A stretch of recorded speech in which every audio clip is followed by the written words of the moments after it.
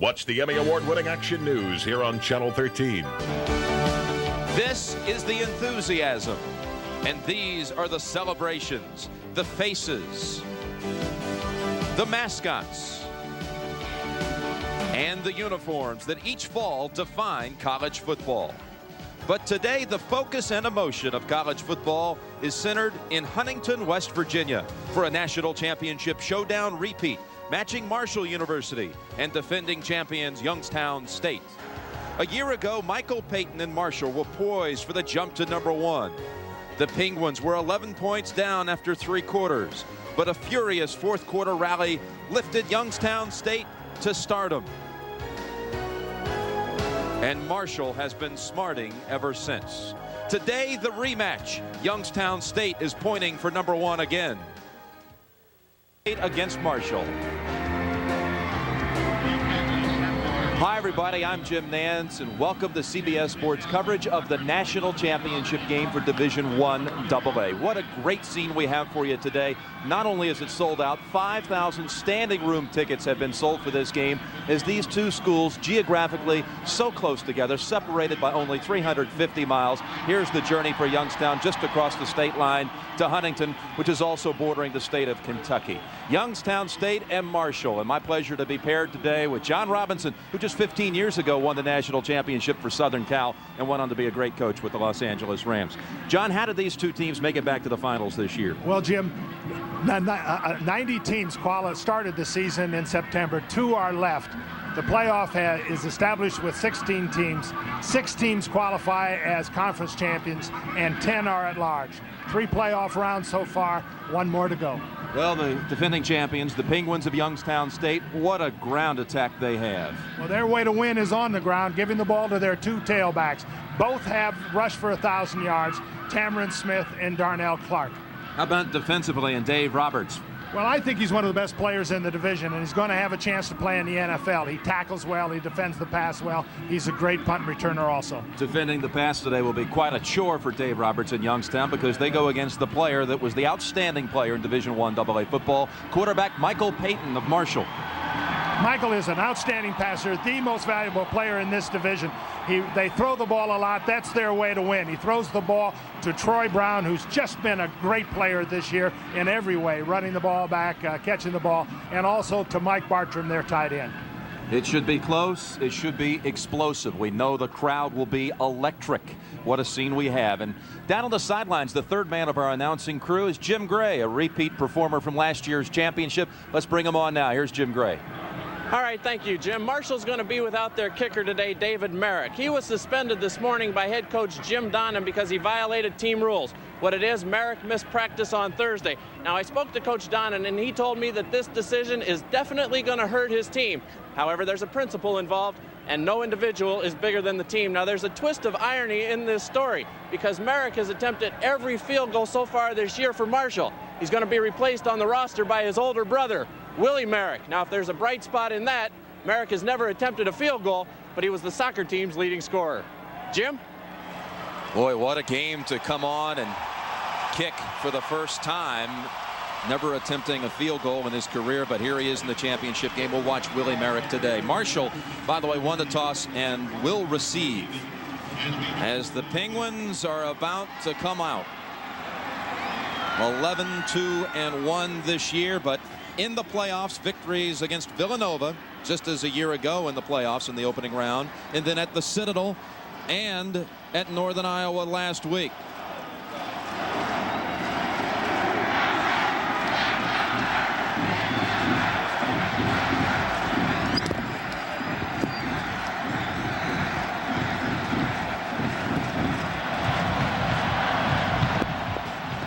Attempting to join Georgia Southern as the only repeat champion. Here comes Youngstown State.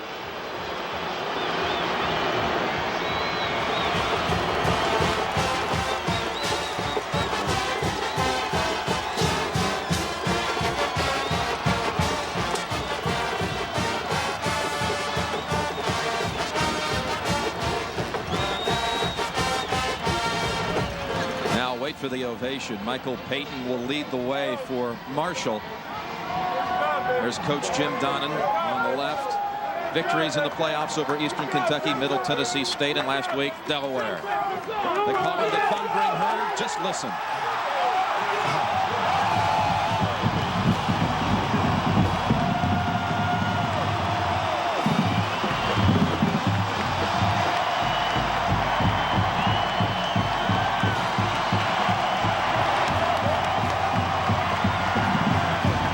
Say it's a rallying point for the entire town of Huntington to have this championship game, to have their team in it. Youngstown State and Marshall, the rematch coming up next.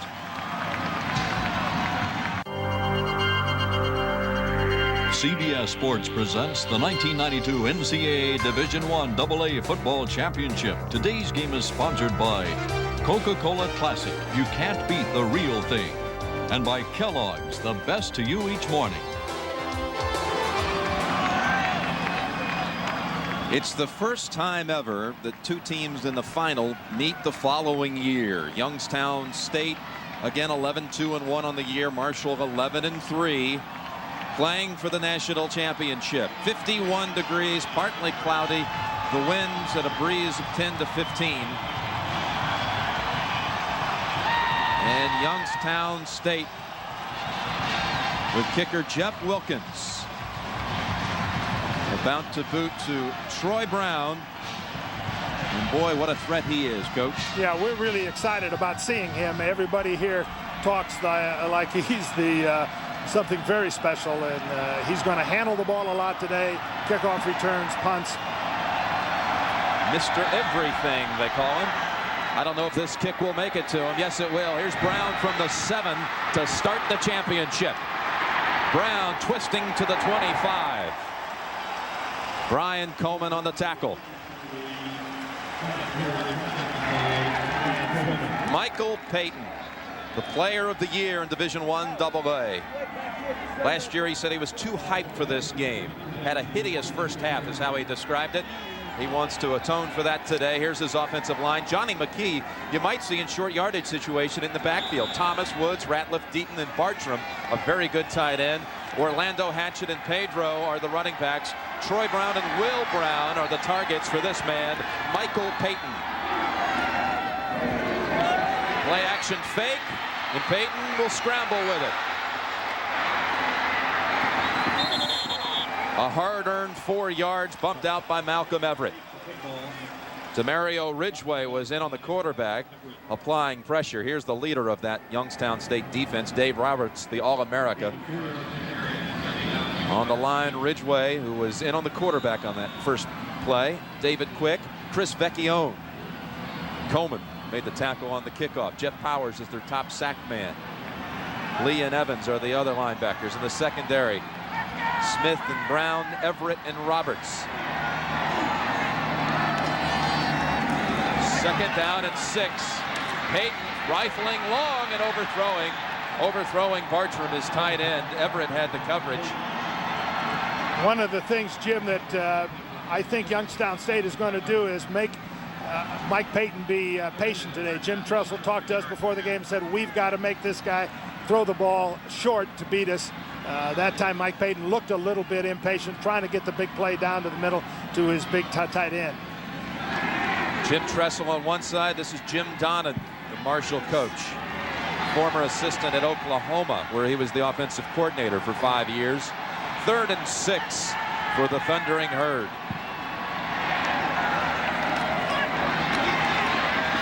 Payton to Brown. That's good enough. Good enough for the first down. So Troy Brown, Mr. Everything, the most exciting player, people say, or rather routine pass play to pick up the first. Here's Brown, was coming in motion. They're trying to get him singled, and they do. Out pattern, makes the catch, steps out of bounds. He had the first down by a good inch there, I think, but that's a nice start. As a quarterback, you just want to make sure you complete that first pass, start to get a little bit of rhythm. He's handled the ball all 3 times, and he's got a first down, so that's good for them.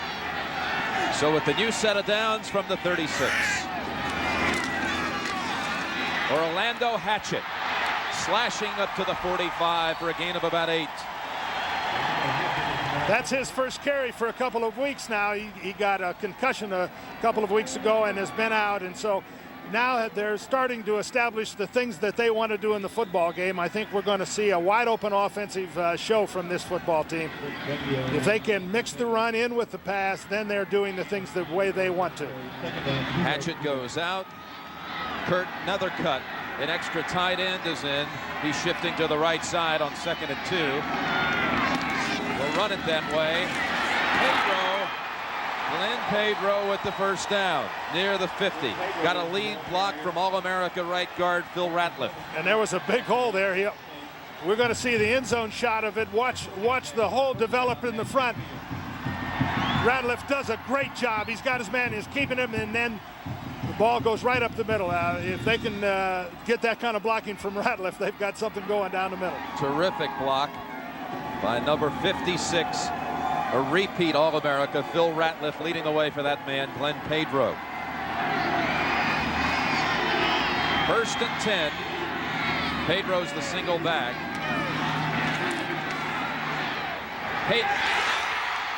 Down to the 35 to Will Brown.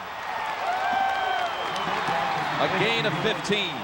One of the things that the Marshall coaches were concerned about was Peyton's accuracy throwing the straight pass or the pass against zone. Here we see a really accurate throw, and I'm sure they're pleased about that. The passer that sometimes gets inaccurate when he has to throw that medium or short range pass. If he gets off to a good start, then a lot of those fears kind of fade into the sunset, and he's doing that now. Will Brown from the same hometown as Michael Peyton, Harrisburg, Pennsylvania. First down, back to Brown, back to Will Brown. Some nice cutting to get near another first, maybe a yard shy. Reggie Lee finally took his legs away.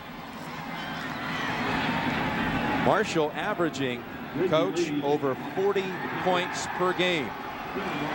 Yeah, and there aren't many football teams in America that average that much, and the way they're starting this game, they certainly intend to try to get that kind of a production today. It's a penalty, a 10-yard penalty. Holding, offense, 10-yard penalty. Still first down. It's a Southern Conference officiating crew. And they tagged the penalty on Marshall, backing them to the 45. I might point out that this game was scheduled all along to be played here at Marshall University Stadium. It's awarded way in advance. In fact, the championship game next year will be here as well, ending a run that Georgia Southern had hosting the title game for years.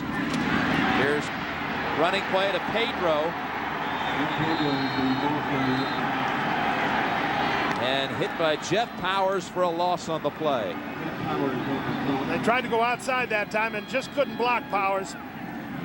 He got the ball going sideways. Anytime you can get a runner going sideways, you get a chance to stop him. Pedro goes down, and then Powers comes back outside. An excellent job by him. He carried the tight end down, then came back, kept the runner going sideways. 2nd down and 22. There's the junior from Austintown, Ohio, Power, who made the play. And now Marshall on 2nd and long, connecting to Troy Brown this time. Still short of the first. That's a 15-yard pickup. Well, we can see that Peyton loves Brown. Here we're going to see Brown coming off the ball, pushing up the field. Now breaks to the outside, and that ball is thrown right now. It's a great timing pattern, and Brown is wide open. You can see the respect that Youngstown has for him. They're backed off of him and giving room in that middle area. Troy Brown goes to the left on 3rd and 7. Ricky Carter is in as an extra receiver.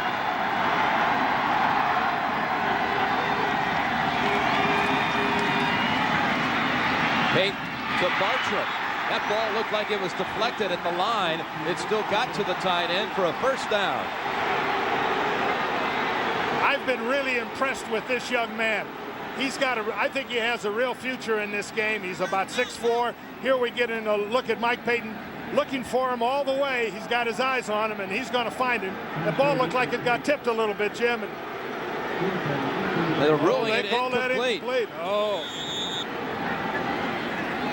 That's one of those double catches that it's too bad.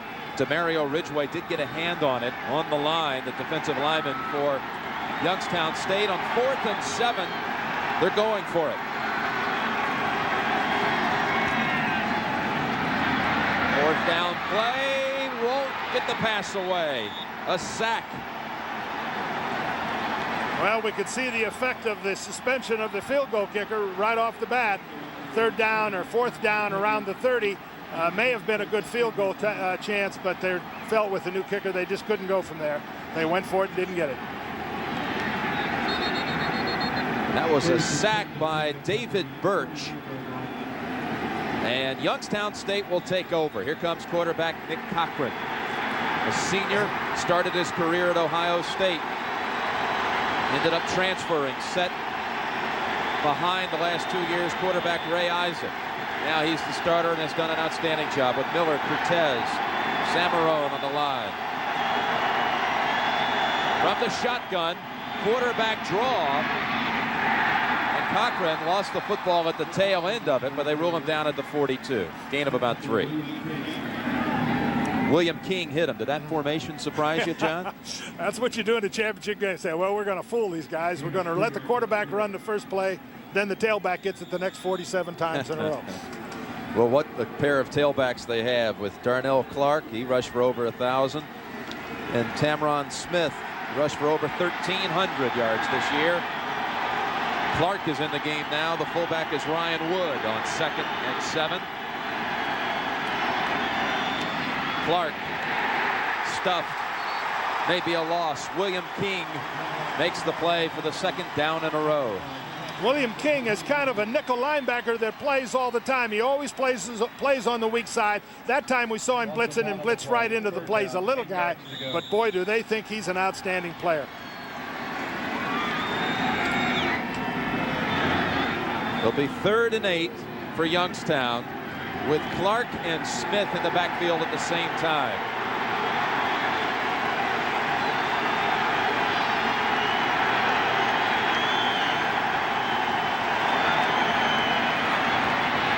Great time. Cochran unloads to Clark, and he is stopped short.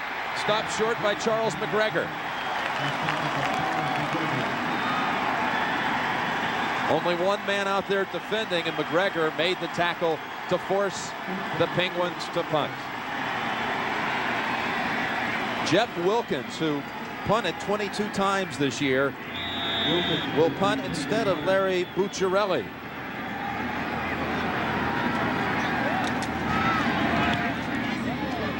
And that's a beauty. Roger Johnson watches it bounce at the goal line and into the end zone, a touchback.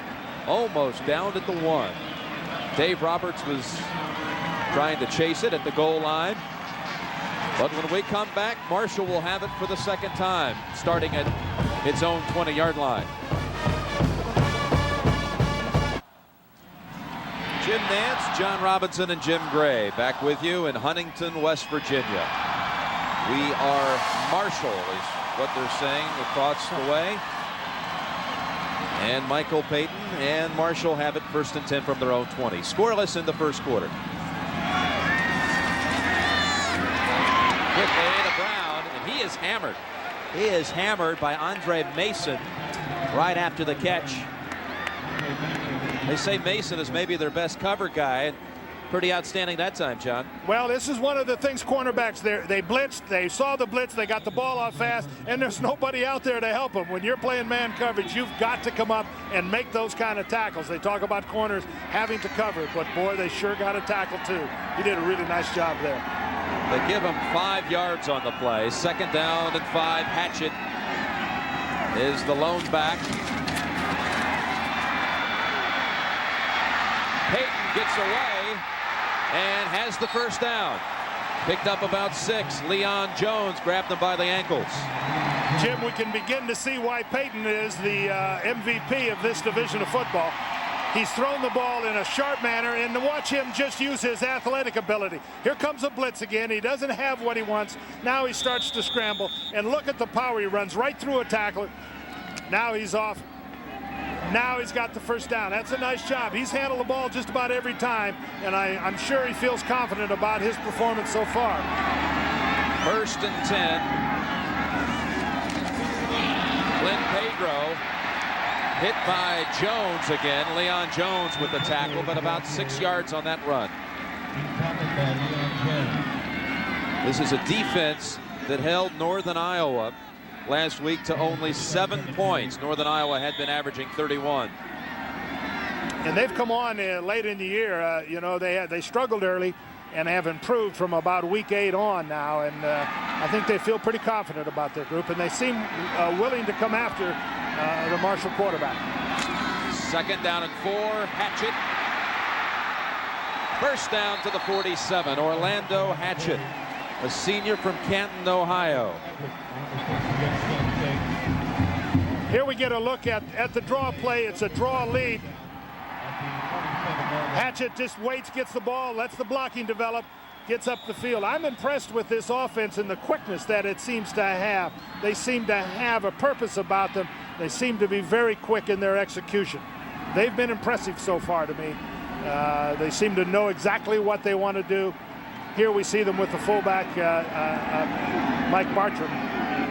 Bartram comes out in motion, tries to throw a block for Pedro. He'll take it outside instead, and no gain on first down. Pedro had 4 100-yard rushing efforts this year, stuffed that time by Jeff Powers.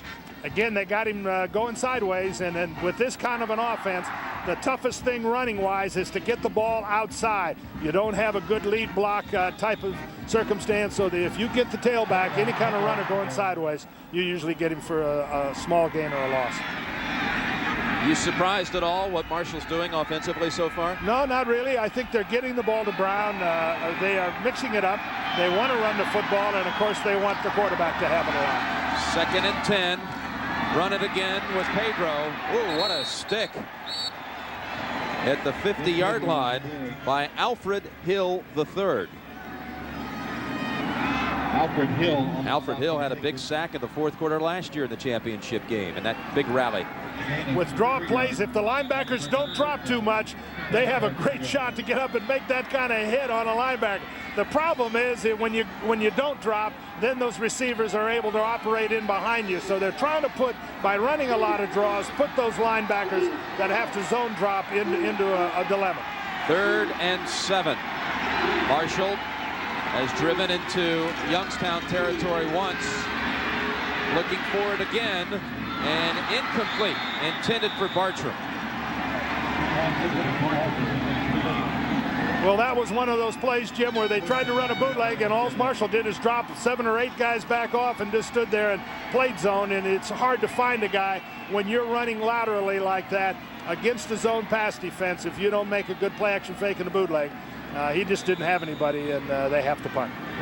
Here's punter Travis Colquitt. That name may sound familiar. That's because he's the nephew of Craig Colquitt, former punter of the Pittsburgh Steelers. And his dad played for the Cowboys back in 1970. Into the breeze. Not a very deep punt, but fair catch made by Roberts at the 21. 30-yard punt, no return. And 5:13 remaining in the first quarter with no score. Youngstown stayed in Marshall.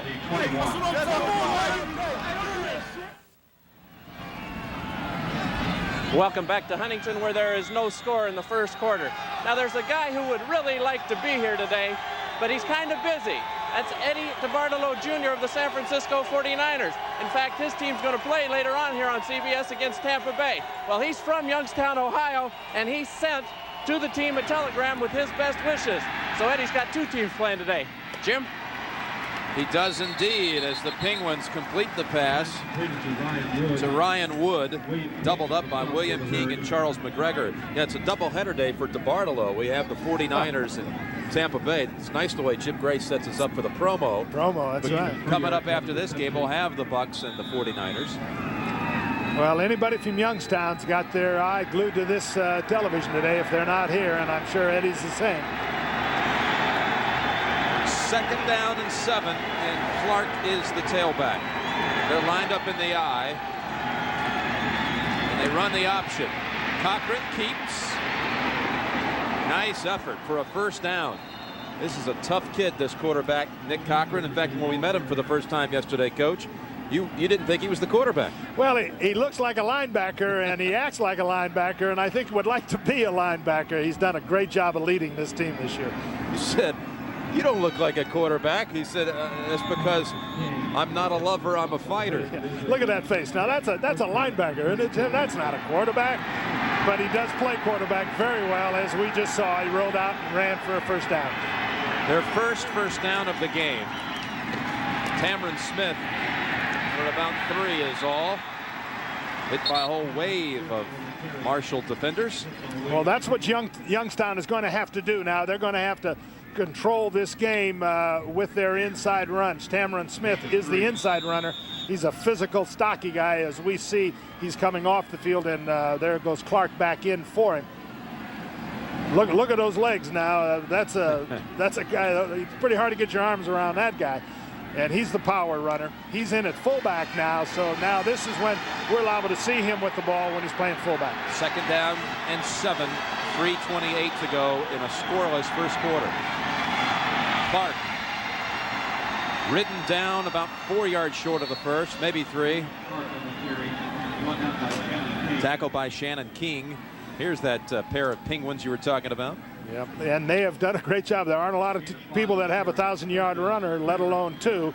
And that's the way they've won, and that's the way they've gotten here, is getting that running game going. They've started out with trying to mix it up some, but I'm sure as the game goes on, we'll see that hammer out type of offense. It is 3rd and 2 for the Penguins, with 2 tight ends, John Quintana and William Seach.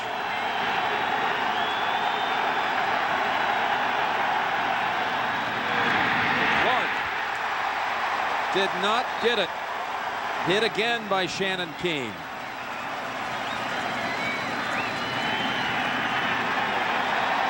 And the punting unit comes on. So only 1 first down in the first quarter for Youngstown State. Well, that's not the way they wanted to start the game, particularly not getting 3rd and short. The power team has to win those kind of battles to keep the ball and to control the game. And a fake. Jeff Wilkins, first down into Marshall territory to the 43. If that was a fake, he didn't tell anybody else, because everybody else was covering the punt. I think they just got a guy in there and he said, I got to run with this.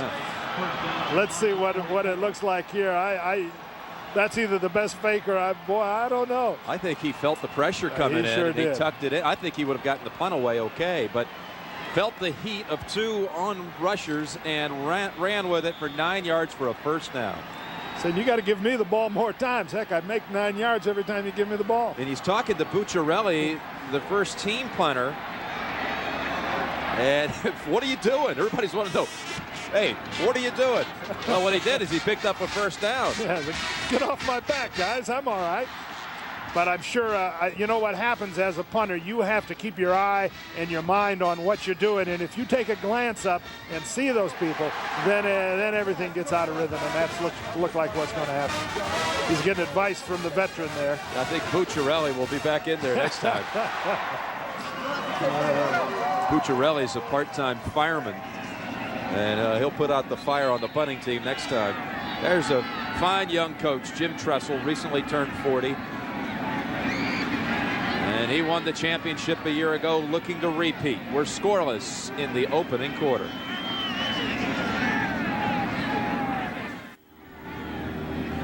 So the Penguins are in Marshall territory for the first time today after the 9-yard gain by punter Jeff Wilkins.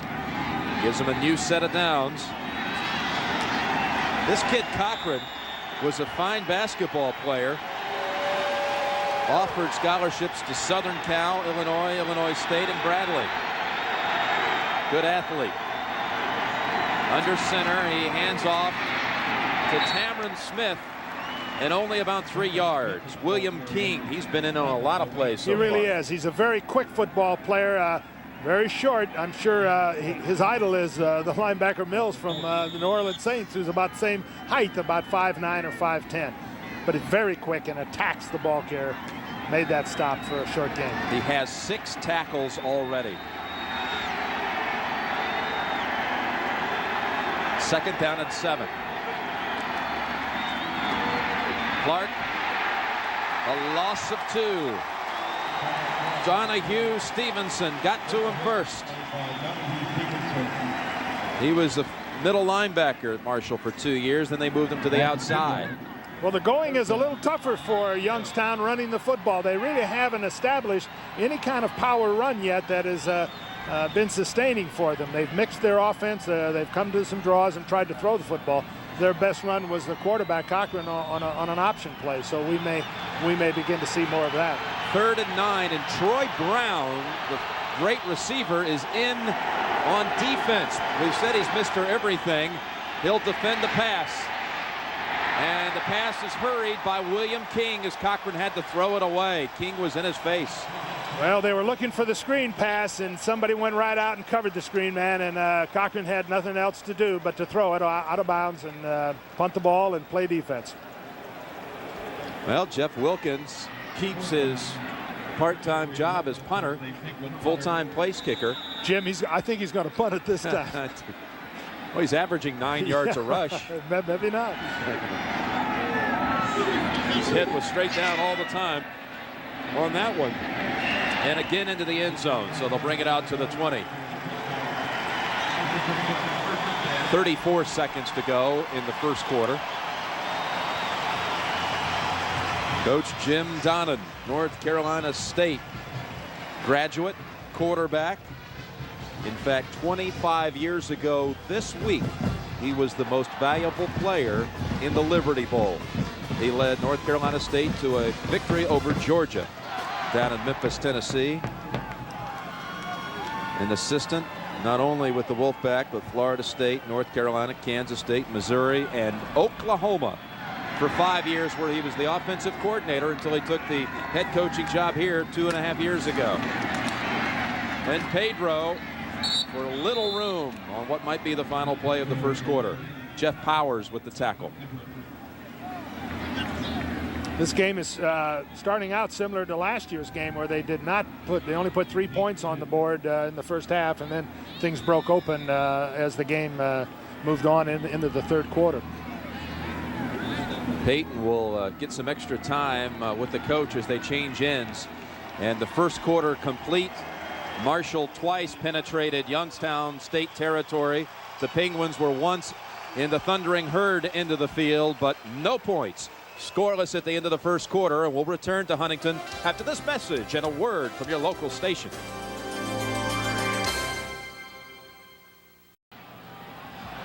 Welcome back to the national championship game for Division I AA. A scoreless opening quarter as we are about to embark on the second quarter. Let's go down to the Marshall locker room. Here's Jim Gray.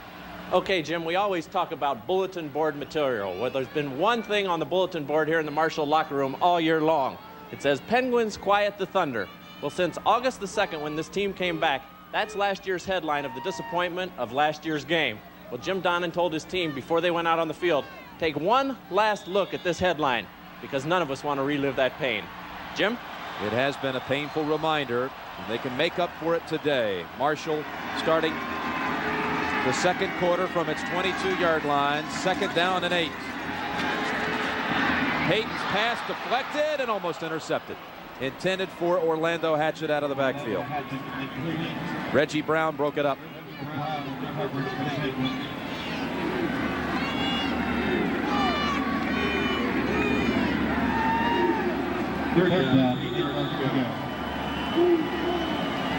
So 3rd and 8.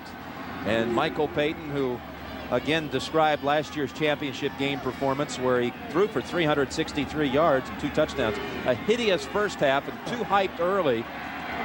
What would you say so far, John? Oh, I think he's doing fine. Again, they're forcing him to be patient, and they haven't quite found that rhythm yet. With pressure, gets away from Ridgeway. And oh, what a catch. Troy Brown has it at the 50. Back to the middle to free himself. Troy Brown slides to the 40. Michael Peyton has been very impressive scrambling. I didn't quite know that he had this kind of ability to scramble around and see the receiver down the field while he's scrambling. The key thing for a scrambling quarterback is to be able to avoid the guy coming at him, which he can do, but keep your eyes down the field. There he does. puts the ball right on the money to Troy Brown, who almost gets out of bounds, but it looked like he was going for the distance, but looked like he put on a quarterback slide there. 38 yards, and the catch was made with Dave Roberts coming over the back, trying to bat it away, but the football got there first. So first down, Peyton sets up the screen, Hatchett snares it, and Hatchett's to the 34-yard line, a 6-yard gain. Old Man Hatch is what his teammates admiringly call him.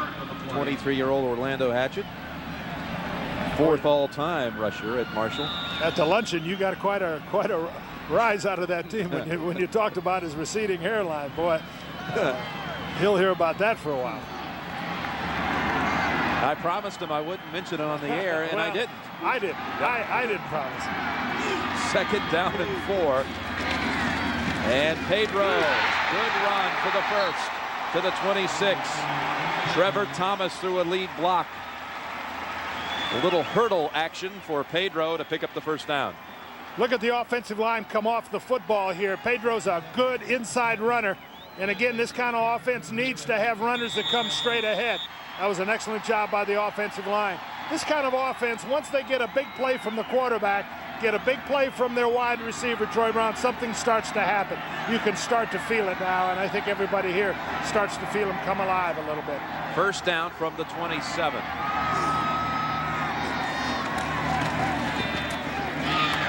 Will Brown, and he is twisted down at the 18. They'll mark it. Forward progress. Randy Smith, credit for the tackle. Jim, aren't you impressed with how quick he is getting rid of that football? Yes, very much so. He's got a strong arm, and on the short passes, that ball's out of there fast. We were a little concerned that maybe watching him practice that he maybe had too much of a windup throwing the football, but boy, that's not the case here. He's sharp with it. He's thrown for 94 yards. We're just starting the second quarter. 2nd down and 1. Pedro picks up the first.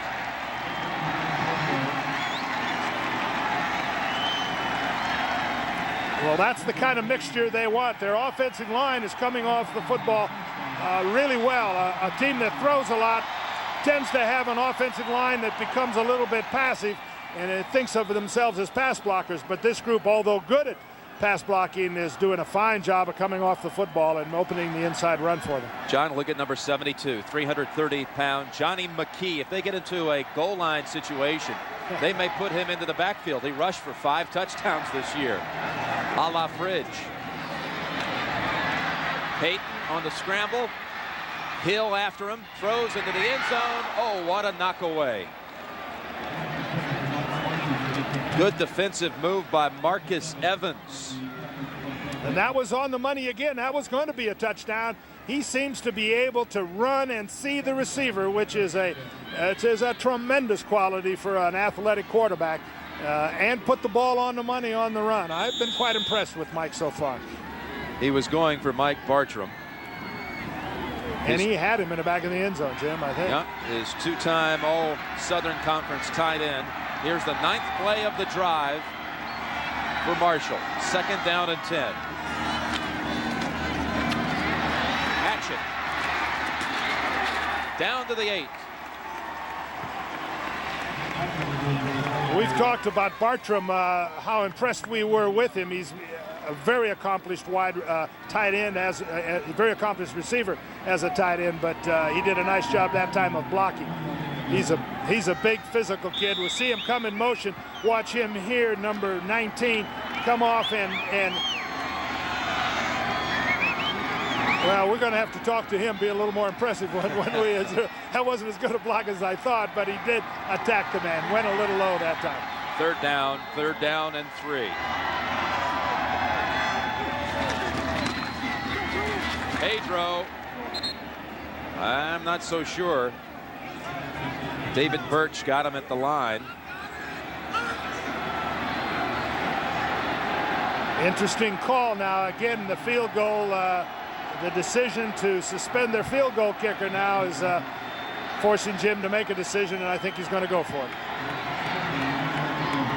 They suspended their field goal kicker for disciplinary reasons. They're going with his brother as a field goal kicker, but they're not anywhere near as confident about him as we see here. 4th and 1, they're going for it. Less than a yard for the first. On the rollout, they throw for it. Bartram, touchdown, Marshall.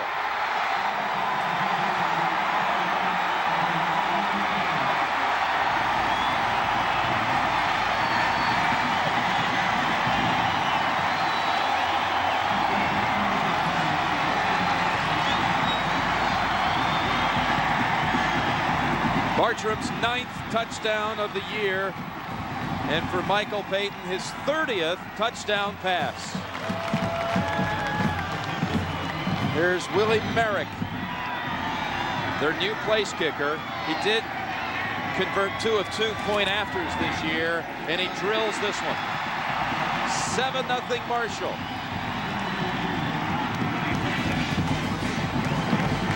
It's a rollout pass now. They have put Bartram in motion out in the flat. He's wide open. Everybody's thinking they're going to run for it.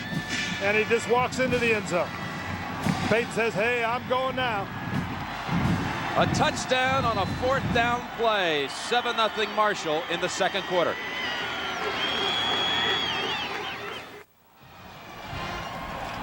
Mike Bartram scores the game's first touchdown. This is a kid you think, John, could play at the next level. Oh, I don't think there's any question. He's big and he's physical and he's got great hands and he's got a really short haircut. So what else can you ask for a guy going into pro football? That's worth at least an extra round in the draft, or an extra round closer to the top.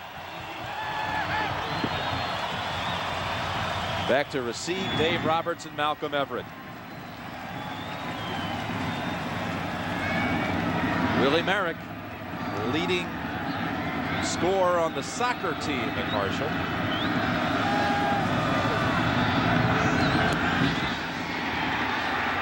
And a good one. 4 yards deep, and Everett will just down it. We'll bring it out to the 20-yard line. Oh, and he got a flag on the tail end of that disagreement.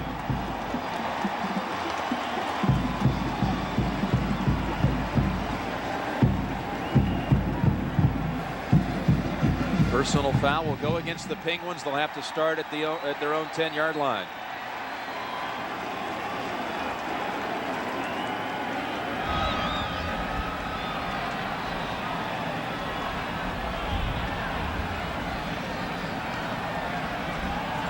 It's amazing how many penalties there are in the kicking game. I think it's something that you try to make people believe that the kicking game is you've got to really hustle and be fanatical in it, but when you get people too fanatical, all of a sudden these kind of things happen and they really punish you from an offensive standpoint. That was after the play, so now they're starting 1st and 20. Tough way to start. As the coach, Jim Donnan, headed toward his son, Todd Donnan, the backup quarterback for Marshall. But here's Nick Cochran facing 1st and 20. Cameron Smith for only about 4. You know, Coach, wherever you go, you have friends and surprise visitors, and you have one today. Former player for you with the Los Angeles Rams, a great one, Dennis Serra. Welcome. Good to have you. Coach, what about this guy right here? Well, when I started with the Rams as a rookie coach, Dennis kind of took care of me for a couple years, kind of showed me around. One of the great offensive linemen in football and one of the best guys. In fact, recruited to play here at Marshall, but went to Miami instead. You were recruited as a tailback, right, Dennis? I was running back, and I gained 100 pounds, and they stuck me on the line. Ryan Wood on the run, tackled by Jim Durning, so 3rd and long coming up. Well, Dennis was always one of the best leaders. I don't know that I've ever been around a man who was more of a leader on the football field than Dennis was, and been nominated on the final list this year in the Hall of Fame, may very well be in the Hall of Fame one of these days. We wish you well on that, Dennis. Thanks for stopping by. 3rd down for Youngstown. 3rd and 11 as Troy Brown again is in on defense. Here comes the reverse. Back to the quarterback, Cochran. He has an open man. It's William Seach. And flags are down. Seach got near the first down yardage. Had to be a lineman downfield, I would think. Ray Miller was about 30 yards downfield, and when he saw that ball thrown, he started to shrink and say, man, I got to find my way back. But they caught him. That was just chaos there. They were trying a reverse option. It didn't work at all. For those of you scoring, it's Cochran to Smith to Boykin. Third to second to third to Right. second. Here's the reverse. Now they're going to try to run an option here, pitch it back to Cochran. You see they got a blocker out there, but they also got half the Marshall team. Now Cochran's in deep trouble. He said, I got to come up with something. Now he throws the ball, but they've got an ineligible receiver downfield, about 30 yards downfield, and the most embarrassing thing possible for an offensive lineman. Poor William Seach. It's only the third time he's had the football in his hands this year, including the pregame warm-ups. Receiver downfield. 5-yard penalty. Still third down. He's a backup tight end as William Seach in an Ohio State transfer. But actually it was Terica Jones who had the football first from the quarterback and then gave it up to Boykin, then back to Cochran. I thought that was some good improvising by the quarterback, even though he had a lineman downfield. Well, he was desperate. He had about 10 guys chasing him by his own goal line. And they're third down and 15 now, and they just don't have the kind of capabilities to really exist in this environment. They have to be aggressive running the football for them to get the kind of rhythm they need. Let's call it 3rd and 16. Cochran with pressure, tried to get it away to Quintana, his tight end. But Jim Durning was in the quarterback's face. They were looking, we got a penalty, a late hit on the quarterback or some sort of a confrontation between the quarterback and somebody that was tackling him.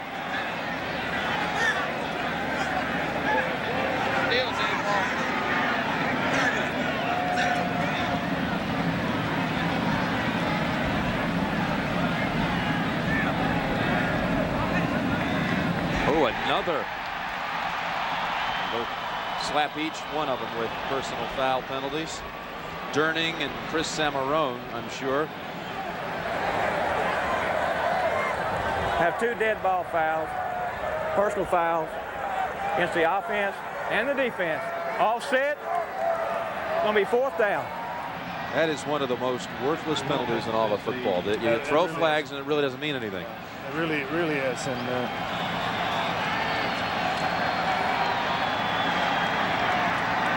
so Wilkins punts into the wind.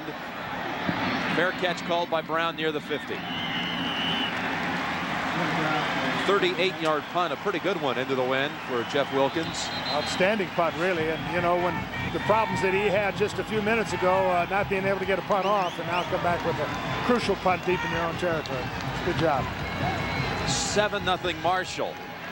In good field position again near the 50 with a 7-0 lead.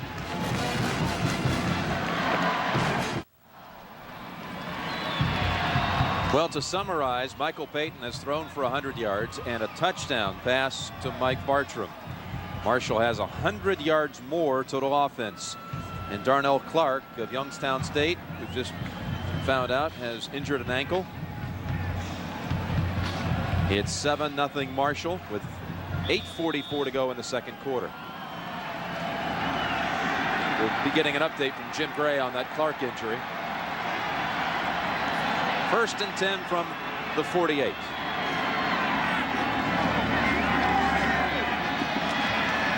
Payton fires it long to Brown, oh, right through his hands. That's a sight you won't see very often. Well, I think Brown expected the ball over his outside shoulder, and Michael let him back inside. He's already tried to turn around and pick up the ball in mid-flight, but just before we caught into that, he was looking over the other shoulder, and that took his eye. Here's the throw. Again, you can see the trajectory, and this man has done an outstanding job of throwing the football. I'm not sure that's where he wanted that one to go, and I'm not sure Troy expected to have that tip off his fingers, but we'll see more of those two. Troy Brown, by the way, has been fighting the flu bug and missed some practice this week. 2nd and 10. Underneath the coverage, there he is. Brown bobbles it for a moment, but holds on to the 46 of Youngstown State. Powers on the coverage. There's Darnell Clark, who's been injured. Let's get the story. Jim Gray. All right, Jim. Darnell Clark twisted his ankle. They've been icing it. Now they're taking the tape off and his shoe off. His return is very questionable. They're concerned that he could have some sprained ligaments. They're going to try and tape it back up and have him walk the sidelines. But right now, his return is very much in question. Jim? He's their explosive, big play runner. That means that Tamron Smith may have to go the whole way at tailback, or the rest of the way, I should say. 3rd down and 4. Payton deflected twice. Off the fingertips of Jeff Powers and Andre Mason. Throwing for Will Brown. Well, he was determined to throw this. This is a real fastball here. He puts a lot on it. It gets tipped. Again, you can see Youngstown dropping as many people possible to take that middle range pass away from him. He's going to be well served if he can hold it just a little bit, dump it to somebody short, and look for the shorter gain. First time in the game, it's been 3 downs and out for Marshall. So Travis Colquitt is in to punt for the 2nd time today. Oh, he really got this one. He hit it too good. Right into the middle of the end zone, bring it to the 20.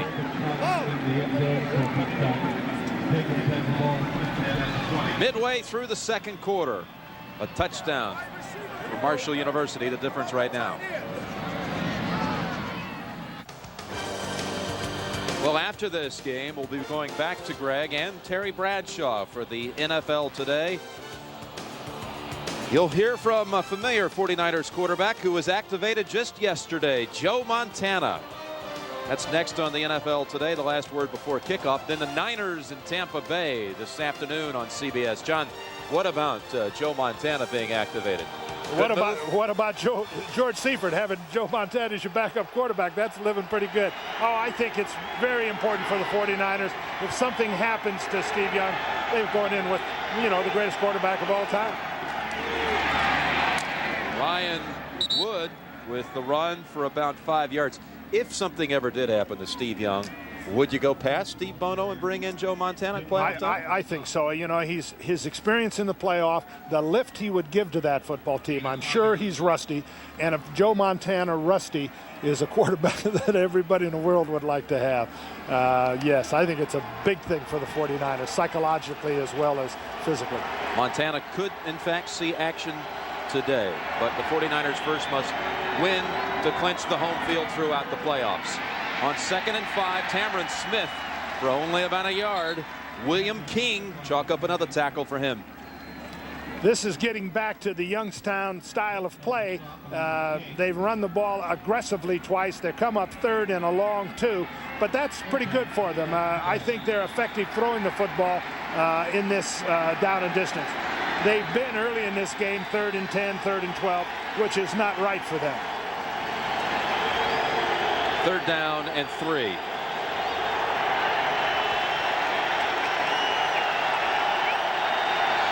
Terica Jones is in at tailback. They run the option. Cochran flips it to Jones. He wasn't ready for it. Recovered by Marshall.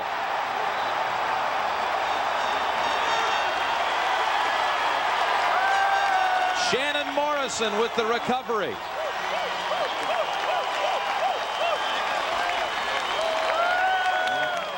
Terica Jones, the 3rd team tailback,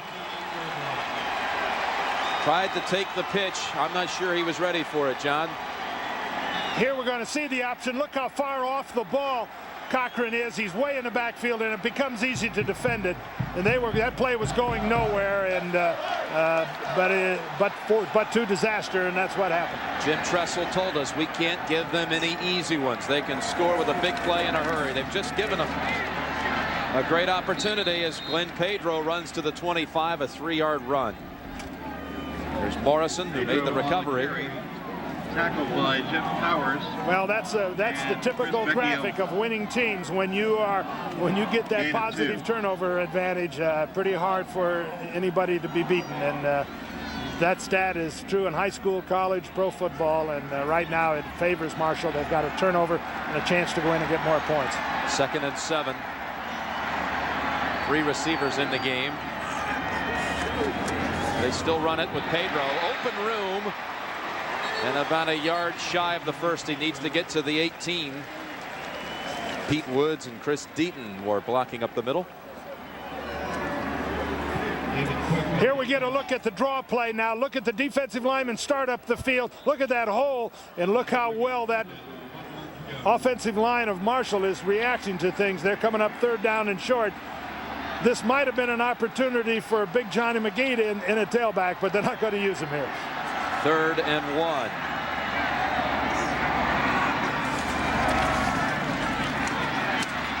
Peyton. Oh, that'll be close. They mark it inside of the 18. I think he has it. Bumped out by Chris Vecchione. 1st down.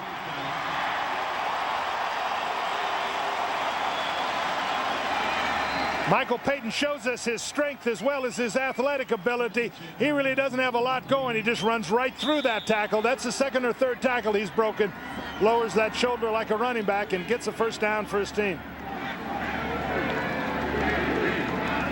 They have controlled the football, the Thundering Herd, in this 1st half. We have 4:51 before halftime.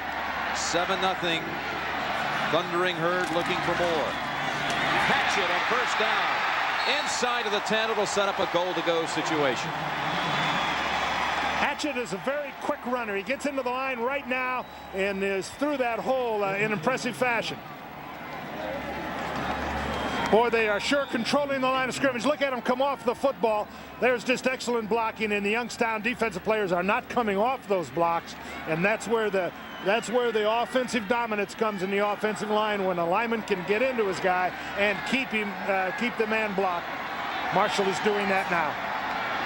2nd and 2. I gave him the 1st down too early. And Peyton. Banging shoulders with Powers. That will give them the goal-to-go situation from the 5.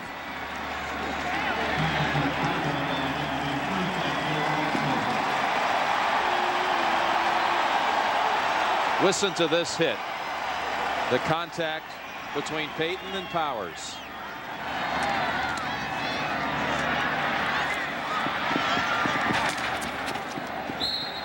That's a tough quarterback. I think if I were coaching him, I'd like him to hit with his left shoulder rather than his right one. He seems to lower the boom and attack people with that passing arm of his. He's an impressive young man. 1st and goal from the 5. They fake. They throw to the end zone, and he had an open man. Another cut. Well, I think he threw it away. I think there were people standing in his line of vision towards his tight end, and plus I think that guy's only caught a couple passes all year, so he just threw that away and said, hey, we'll get him 2nd down. I can see why this man was the most valuable player in this level of college football. We've been talking all week about Johnny McKay being back at fullback. He's not in that position yet. Not so far. 2nd and goal. Hatchet. This is a situation. Oh, they give him the touchdown. I thought he was short by about a half yard. Orlando Hatchet.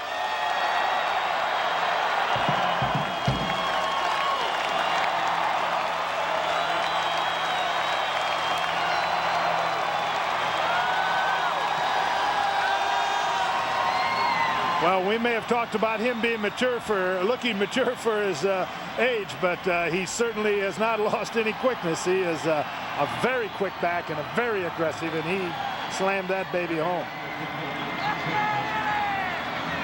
Willie Merrick. Good again. 14-0. Let's check out Hatchet with the 2nd effort to get the touchdown. Look at his acceleration now. They run a draw play, the play they've been running. It's a nice call. Watch him accelerate at that goal line right there. Look at that body lean, finish the run, keep going, stretches the ball. He was fortunate there. He fell onto a defensive player, so he didn't really get down on the ground. He was down, but he was on top of a player. Put the ball in the end zone, touchdown.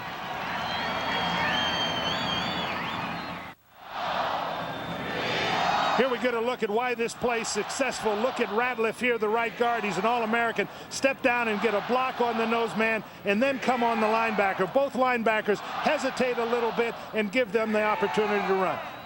See Ratliff start in, push the nose man, come off, get the linebacker Evans who had hesitated, and look how Hatchett finishes that run. Outstanding play. Ratliff and Hatchett both had big efforts on that one.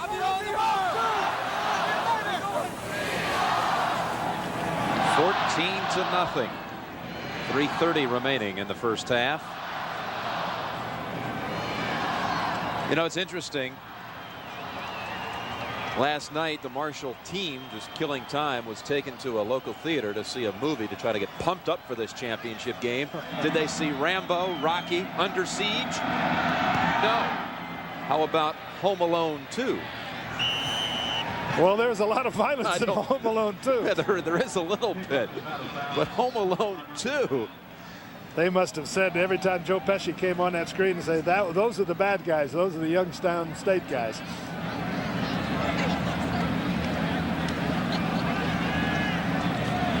Ball's they have a choice here, but I think they're going to take the ball out at the 35. The kick sailed out of bounds.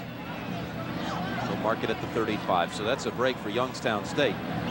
Youngstown State has not gotten off to the kind of start offensively, obviously, that they would like. They have got to put together a drive. When you're a running team and you're not doing the things you want to do, there's some frustration, and we can already see it in some of the play selection and some of the execution of their offense. Jim has got to get his football team going again now. I'm not worrying about the score, but just say, hey, let's put first downs together and let's get our rhythm, and we can catch these guys as the game goes on. But establishing some type of offensive consistency here is very important. 3 receivers for the Penguins.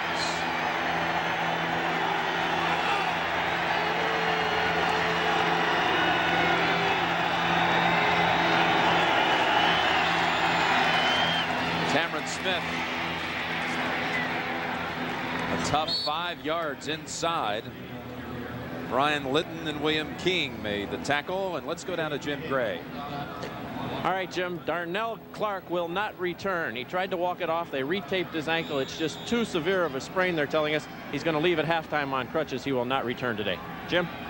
So his roommate, Tamron Smith, will spend most of the time in the backfield, although it's Terica Jones right now lining up behind Cochran on 2nd and 5. Looking for Boykin. And the catch is made near the first.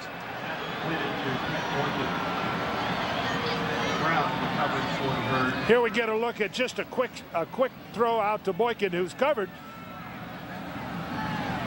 Covered by Brown, by Troy Brown.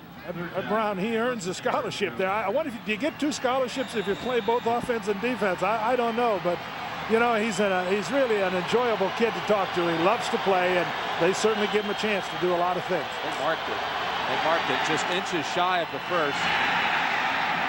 And on 3rd down, let's see where they put this one. I think he got it with the second effort, but he didn't get it by much. Last year, it was a 3-0 Marshall lead at halftime, and that opened up to 17-6 after 3 quarters as Peyton started to get hot.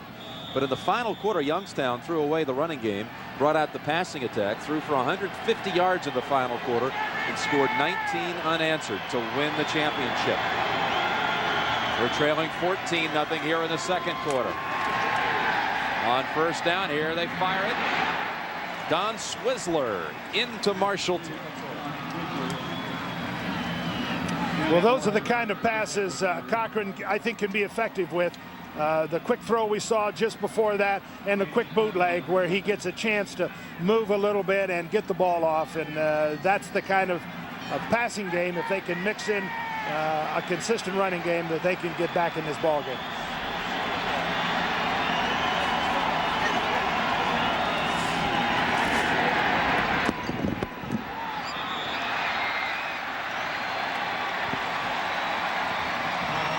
looking for Boykin on the sideline that time, and found him just behind the corner against the 2-deep zone, but he came down out of bounds, so it's an incomplete pass.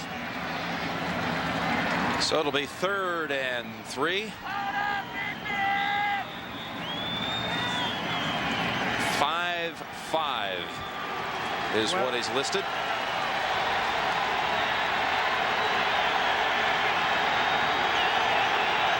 Slot formation to the top.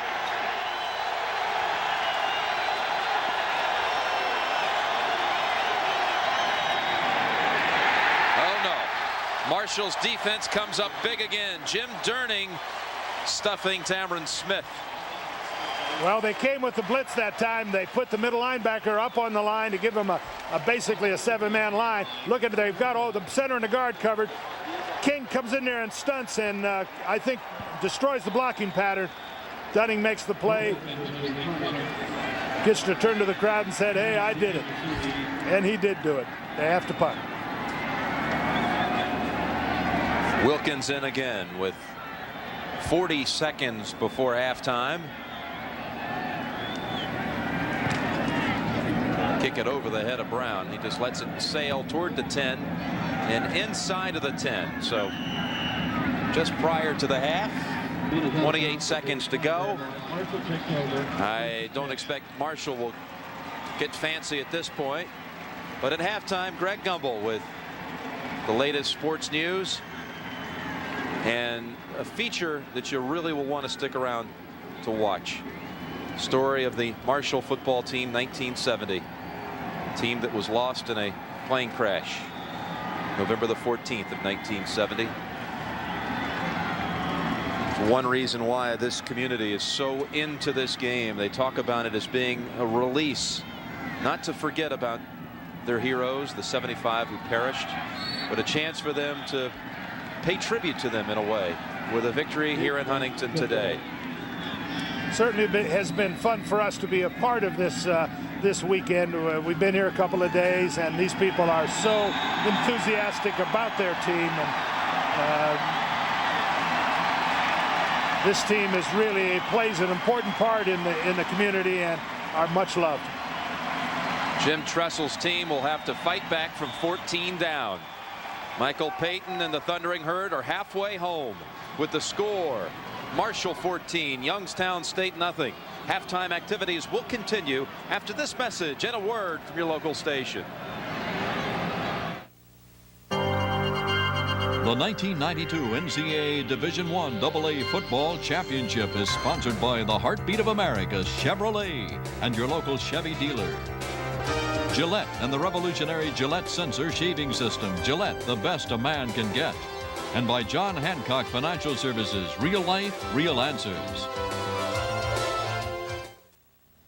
Greg Gumbel in New York. That'll do it for now. Join Terry and me on the NFL Today at 3:30 Eastern Time. Right now, let's send you back to Jim Nance and John Robinson in Huntington, West Virginia. Gentlemen. Thank you, Greg. 14-0, a touchdown pass from Payton to Bartram, and a touchdown run by Orlando Hatchett. And Marshall leads in this championship game, and all the numbers favor them as well, Coach Robinson. Absolutely. Youngstown would like to forget this half, say, hey, let's go back out and start again. Marshall's doing things the way they want to do and say, hey, we just got to keep going with it. Seems like the Marshall offense has been on the field a great majority of the time. In fact, the numbers, again, do support that. Passing yards, first downs, total yards. Look at the number of plays that have been run. Yeah, and 3 first downs. That's what's really frustrating, I'm sure, for Youngstown. They really haven't established a plan yet, and at halftime it's crucial for them to come out and say, this is how we can win this game. Well, the second half is about to get underway, and we'll continue after this message and a word from your local station.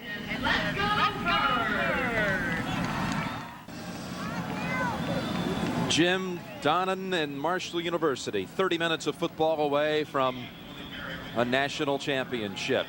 Let's find out what Jim Tressel was thinking at halftime. Here's Jim Gray. Jim, what did you tell your team at halftime? There's been total domination on both sides of the ball by Marshall. Well, the thing we haven't done yet, Jim, is set the tempo of the game with our offense. We haven't moved like we'd like to move and like we're customary doing. Plus, you can't turn the ball over to a great offense like Marshall's. What we got to do is just go out and play like we know how. You know, it's easy to play when you're hanging in there and you're on top, and that's the way life is. But when you're really tested, we'll find out about ourselves this afternoon. Okay, Jim, thank you. Good luck in the second half. Jim? Well, let's not forget they came back from 11 down last year in the fourth quarter to Marshall. Look at last year's score by quarters in the title game that took place at Georgia Southern. Youngstown State with 19 unanswered in the fourth to win it.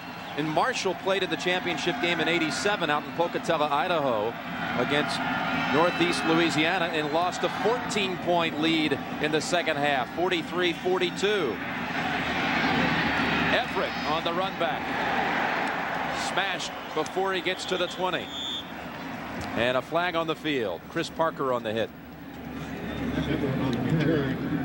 Penalty marker is down. Does that play on their mind at all, John? The fact that they've been in 2 championship games and lost 2 big leads? Well, if nobody brings it up in the locker room, I don't think it does. But I think, you know, it probably plays on the mind of coaches more than anything. Coaches begin to call the game a little differently, begin to tighten up a little bit. I think Jim has got to make sure he keeps his group aggressive on this, you know, and from an offensive standpoint. Here we've got a penalty on the defense. This is an unusual penalty. But what this is the cover man going down the field. We'll hear the official tell us if he can turn a switch on. There he goes. Illegal block, kicking team, blocking below the waist, breaking up the wedge. First down. You don't see that one very often. You really don't, and that's the guy going down on a kick. Somebody's coming to block him, and he attacks the wedge or attacks the blocker below the waist, where the blocker really can't defend himself either. So it's a good rule, and we don't see it very often, but we saw it there. Cochran only 20 yards passing in the first half. They'll have to open that up here in the last 2 quarters. They'll start from the 35. Cameron Smith. It's a good run to begin the third quarter. Give him 6. Chris Samarone, the center, and Ryan Wood, the fullback, help clear up the middle. Darnell Clark, the other tailback, the other 1,000-yard rusher, will not return, a sprained ankle in the first half. Cameron Smith really has to take over this game with runs like that, the 4-, 5-, and 6-yard gain on a consistent basis to get them first downs and a score. Second down and 4. Smith, no gain this time. William King may have been hurt on the tackle. Well, I think he hit his head right against those big thighs, but he has been an impressive player. He is, for Marshall's sake, you know, he has to get up and continue to play because he is their big tackler. He plays the weak side linebacker, which is often the linebacker that's hardest to get blocked. But I think he went down hard on that one. We'll see King come into the screen. The pitch is back to Smith. Boom! There comes Twisted his King, head. and he got a hit right in the side of the head, and that's a. See him coming through. Head starts down and takes the blow on the side of it in the jaw and the neck area, and I'm sure he's stunned. Boy, he hit the ground. He looked like he was out going down. Very good football player. The defensive coaches all felt like he was their most aggressive and best defensive player. So William King getting some help on the field. We'll take a timeout.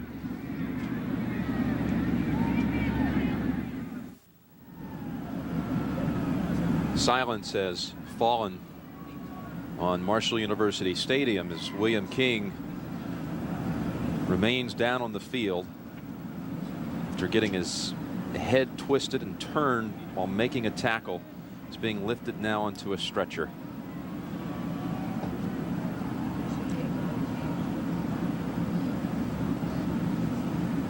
There's another look at the hit.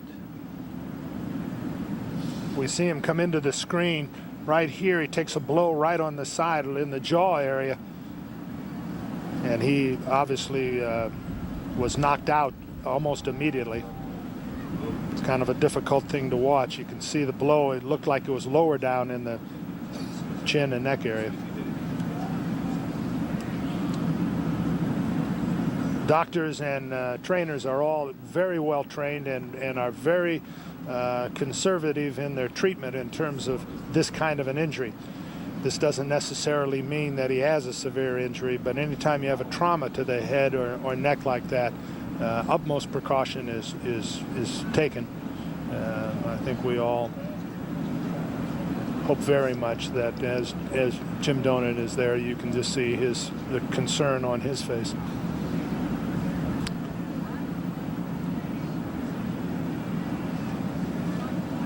As a coach, as we saw Jim Donan after walking out on the field and looking very upset and emotional about this, have you been through a situation like that? I know last year you were on the other side of the field during the Mike Utley game. Yes. Not to imply that we have the same situation here. No, but you do know when a player is seriously hurt, and you do know, and all of a sudden, you know, the same thing we're feeling right here, it goes through everybody's mind, and it's a thing you dread, and you live in hope that you can avoid ever being involved in it. Mike Utley from the Detroit Lions was injured in our game last year and was paralyzed, and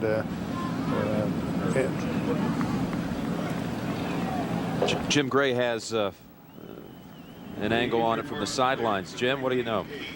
Jim Donan, the head coach, who was just out on the field, walked over and told us that King has some numbness in his neck, and they're being very careful in how they handle him. He does have some movement in both his legs and his upper body. That's the good news, but there's quite a bit of numbness in his neck.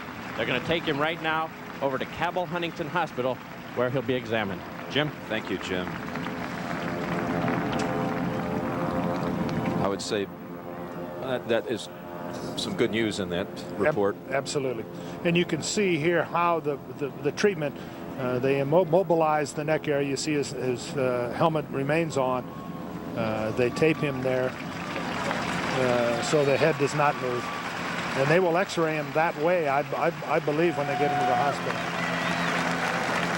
One of our players was hurt on the practice field in my time with the Rams, and we stopped practice, and several of us went with the player to the hospital, and so I've seen that set of circumstances.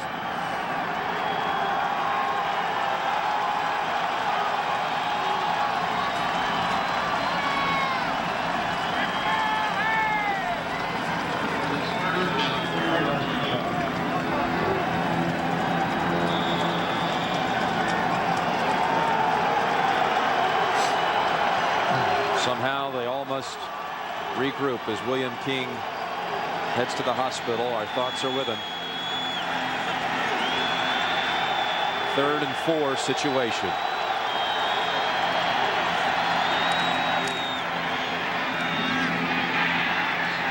Herb Williams tackled short of the first by George Thomas, and for Williams, who caught 67 passes this year for over 1,200 yards, that's his first catch. He has been very silent, and he's their big play guy. He's a big receiver, and they like to get him deep up against smaller corners. You know, you really have to give credit to the Marshall defense. They've been reacting very well, tackling very well, and stopping the runner in his tracks many times in this half. Wilkins punts away to Troy Brown. Sidesteps the first couple of defenders, but only gets to the 22. 36-yard punt. No return, no yardage on the return. Jeffrey Johnston made the tackle on the special teams for Youngstown.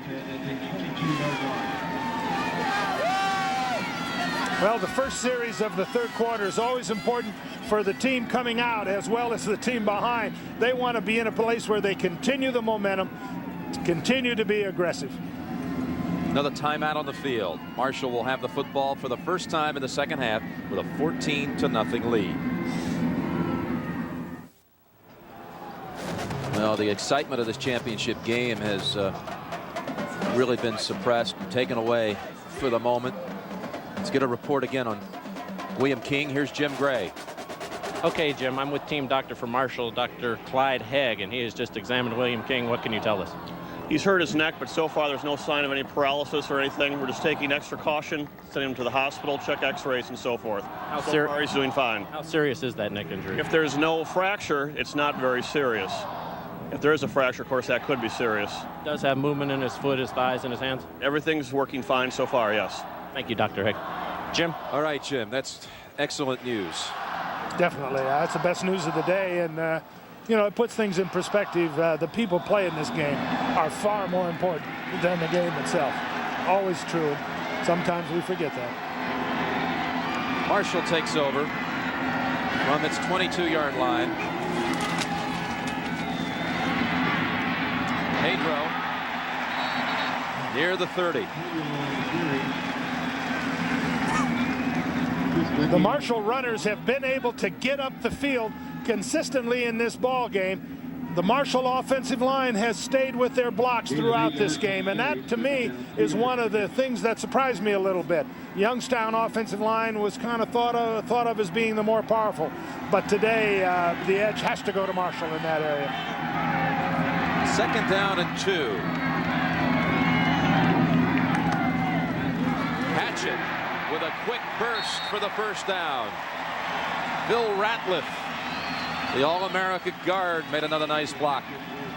Jim, aren't you impressed with this young man, the way he takes that ball up in there? And shades of Craig with the 49ers. Remember how yes, aggressive he was up attacking up there? And this young man has been very impressive. Yeah, he's had lanes, but boy, he gets up in them fast.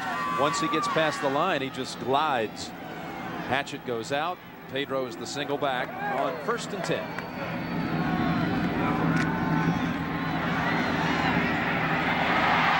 Will Brown into Youngstown State territory. Everett on the coverage. Boy, this kid's got an arm. You know, that's a long throw. This ball is going to travel about 35 yards in the air. Pedro makes a nice block on Powers out there. Boom, watch that ball travel that distance. It's about a 35-yard fastball there, and right on there was a strike right on the money.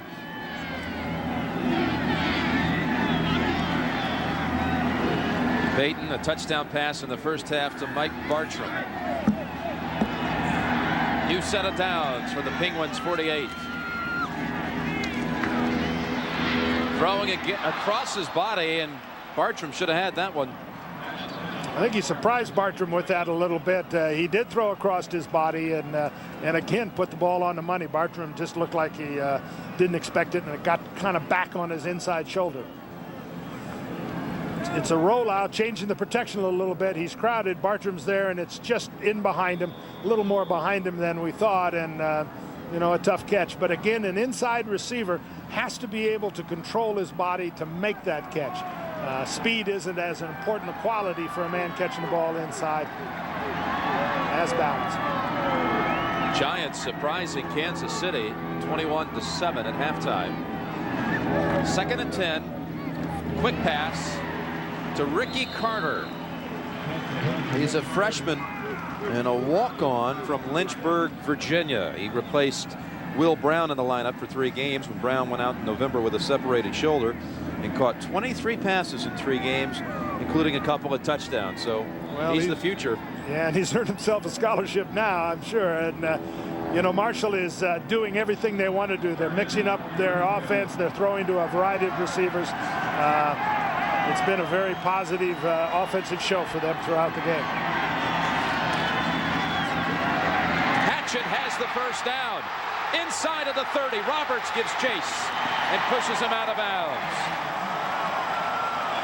Ricky Carter threw a big block for Orlando Hatchett.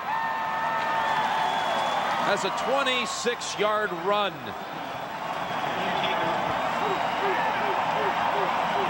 Here we're going to look at a low angle and watch him start to the left, cut back to the right. Has a big lane. Again, the offensive line dominating the play, and he's off to the run. Dave Roberts, so here we go. Now watch how the offensive line comes off and gets the Youngstown defense moving in that direction. And watch the cutback lane. Look at the movement going there. Here's the good cutback by the runner, and he's off, and he's got a chance for a touchdown. Roberts, the safety, comes over and makes the tackle. Pedro for 4. Down to the 11. Pedro.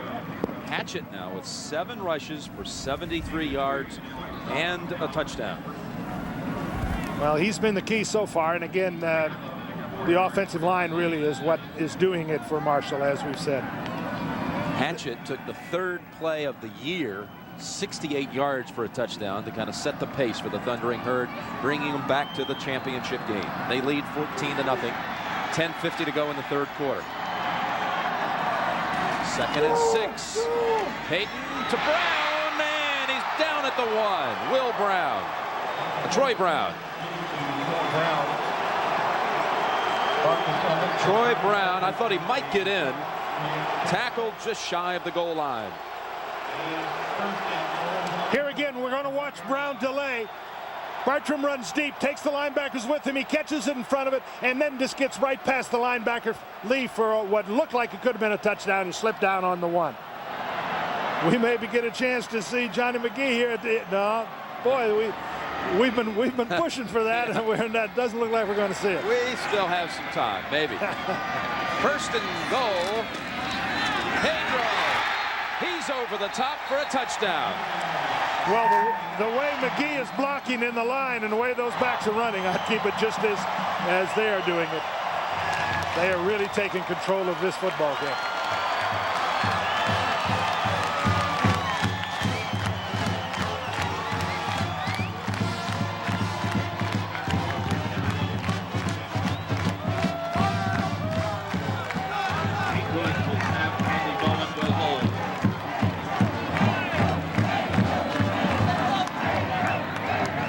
On the snap, Andy Bowen holds it.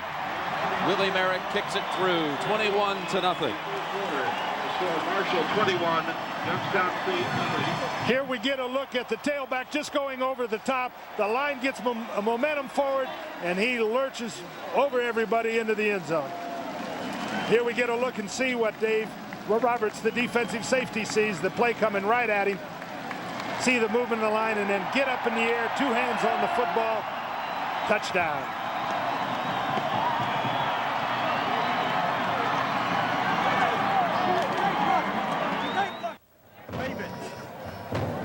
Well, over 31,300 on hand, the largest crowd in championship game history. The largest crowd Youngstown State has ever played before.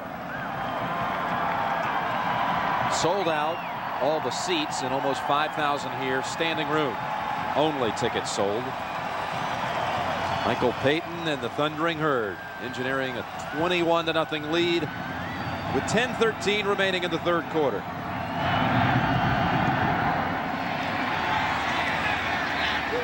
Everett let it go, and they say it went out at the 1, so bring it out to the 35.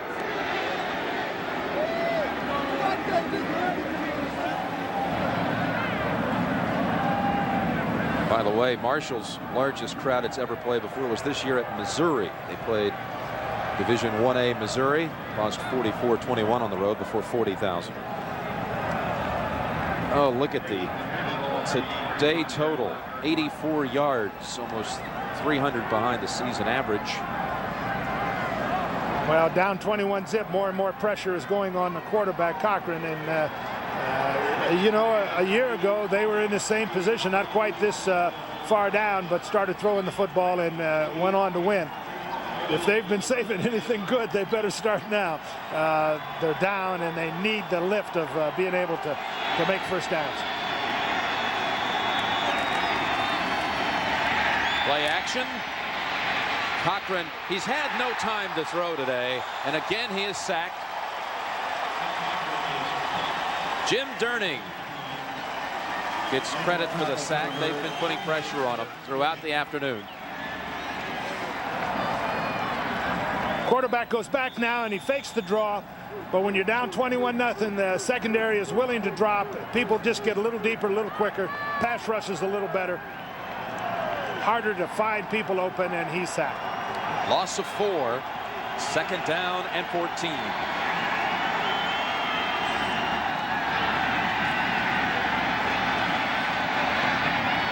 That's to Swizzler. Don Swizzler with his 2nd catch with Thomas on the coverage. About 2 yards shy of the first, a 12-yard gain. That time Swizzler came crossing underneath the coverage. Marshall dropped in a zone deep. Covered 2 receivers going up the field. Swizzler got underneath him and hurt his fingers too in that, it looks like. On defense for Marshall, replacing William King, is Avoris Holman, a freshman from Orlando. 3rd and 2, and Cochran is sacked for the 2nd time on this series. Brian Litton got him. This is a young man who got very emotional and misty-eyed when talking to us yesterday about putting the uniform on for the last time. He's a senior. Initially, you see Litton there. They're doubling him, and he just kind of runs right through everybody. That's an impressive sack. That's a kind of one of those dominant kind that Reggie White or somebody like that would have. A very happy young man and a very impressive young man, as Jim said. Brown, Troy Brown, nowhere to run, and tackled at the 28. 35-yard punt, a loss of 2 on the return. There's a guy who started out as a 200-pound quarterback when he arrived here, now a 260-pound defensive lineman and a realist. That's one thing you find at this level. These kids, they know that they're not going to likely be playing at the next level. Right. He talked about, you know, maybe having a chance, but he had other plans for his life and was very reflective about this might be the last time he puts on a uniform, and he was impressive.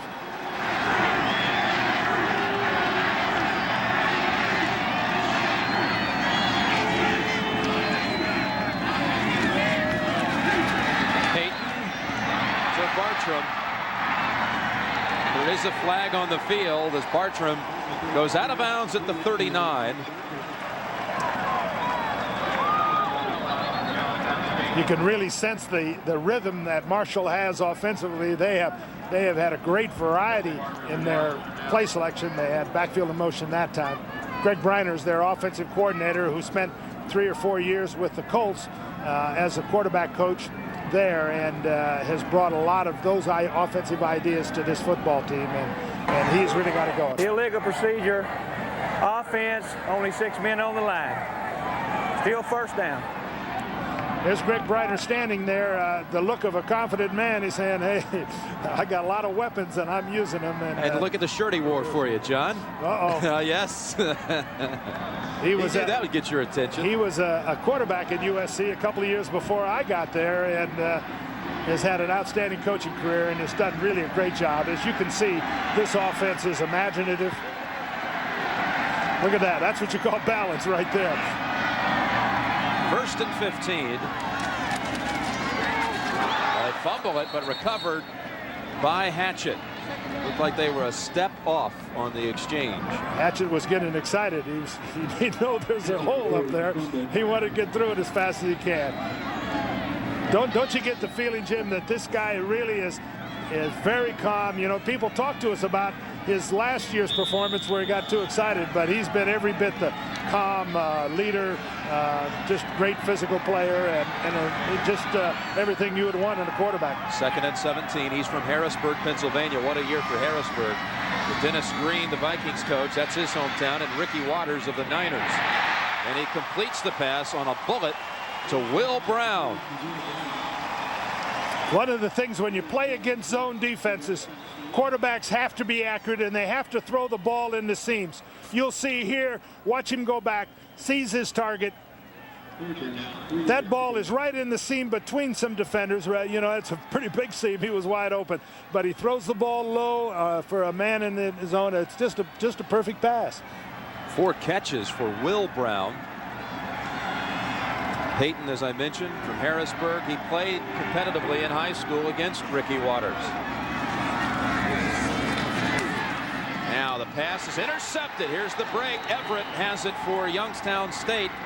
That's the kind of break that they're looking for.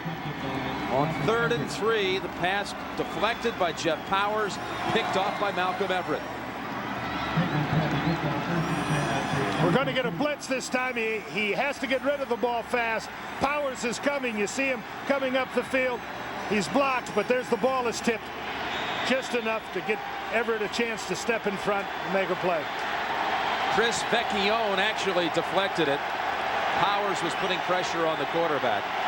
That's the first interception thrown by Peyton in 97 attempts. Cochran comes out firing across the middle, short of his target. looking for Herb Williams.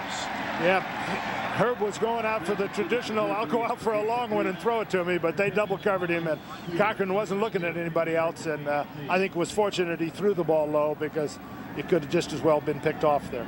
Herb Williams, as Pate suffers that first interception at 97 attempts. Herb Williams, talking of hometowns, is from Boardman, Ohio, went to the same high school as Bernie Kosar and Dave Trevecki, and he recently met Bernie Kosar. Bernie said, one piece of advice for a receiver, always come back to the football.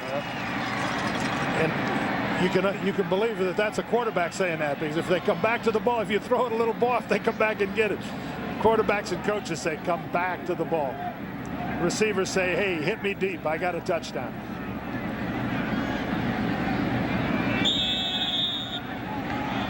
For Youngstown State, this is the deepest penetration of the afternoon. They're to the Marshall 40. 2nd down and 10.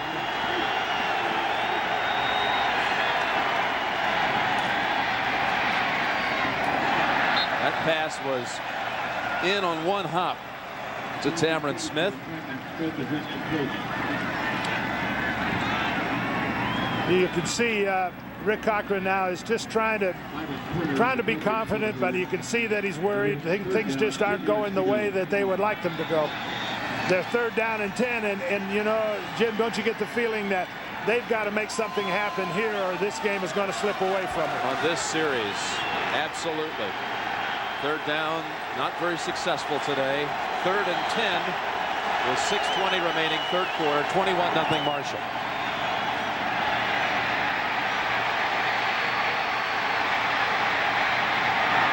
He got the pass away to save the sack, but it'll be 4th and 10. Byron Turner and Rodney Garrett applying heat. I think we may. I don't know if Cochran got back up. Is somebody still down over there? He's limping a little bit away from the field. Yep. He's limping, and I saw bouncing up was Mark Brungard, a redshirt freshman backup quarterback. Well, he just hasn't had time to do much. And there's Brungard. He'll come in. They're going to go for it on 4th and 10. He threw this year 27 passes, was 13 of 27 for 149 yards and no touchdowns. But Cochran says, hey, wait a minute. Don't take me out. I'm ready to go. You said he's a tough one. Yeah, you know he's a competitor, and if he's got something, he's got to come up with it today. Here comes a blitz on him. He needs it now. 4th and 10. He's picked up. George Thomas racing for the thundering herd. Thomas inside of the 30 and down to the 22-yard line.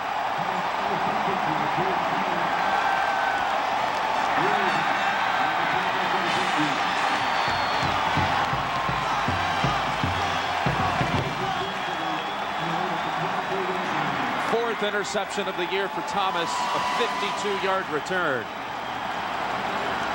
Tackled by Ryan Wood, who saved a touchdown. He had protection this time. Marshall is blitzing. Tamron Smith goes in and picks up the linebacker, but there was really some confusion. The wide receiver started to run a corner pattern. Cochran threw the football, but he threw it to the wrong guys. He stays alive and forces the runner back inside, and they get him, but they're in dire straits now.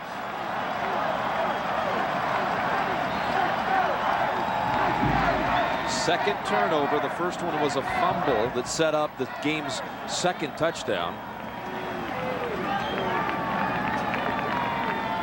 And 5:59 remaining in the 3rd quarter. Marshall looking for more.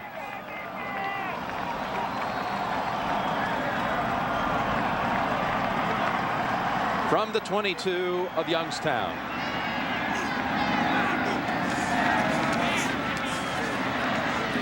Hatchett on the screen. Hatchett to the 10. Hatchett to the 5. Hatchett, is he in? Yes, touchdown. They give it to him. His 2nd of the day.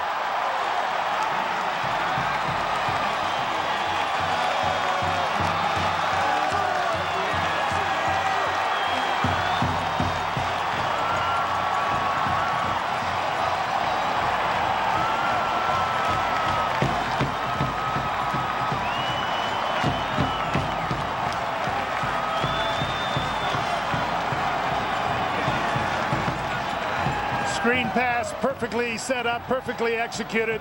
Hatchett took that ball to the goal line like there was no stopping him, and there was no stopping him.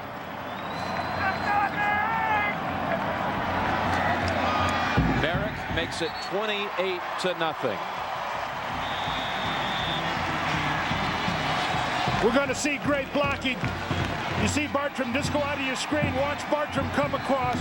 Watch the lineman start out on the screen pass and turn up the field. Bartram gets a good block. They stay on their blocks. Look how they stay on the blocks. This man Hatchett's going for the goal line. No, I don't think he quite got in there, but boy, close enough. Michael Payton has thrown another touchdown. Only one play after the turnover. Marshall by 28. Orlando Hatchett has scored 2 touchdowns today, 1 rushing, 1 receiving, and it's 28-0 Marshall in the national championship game for Division I AA.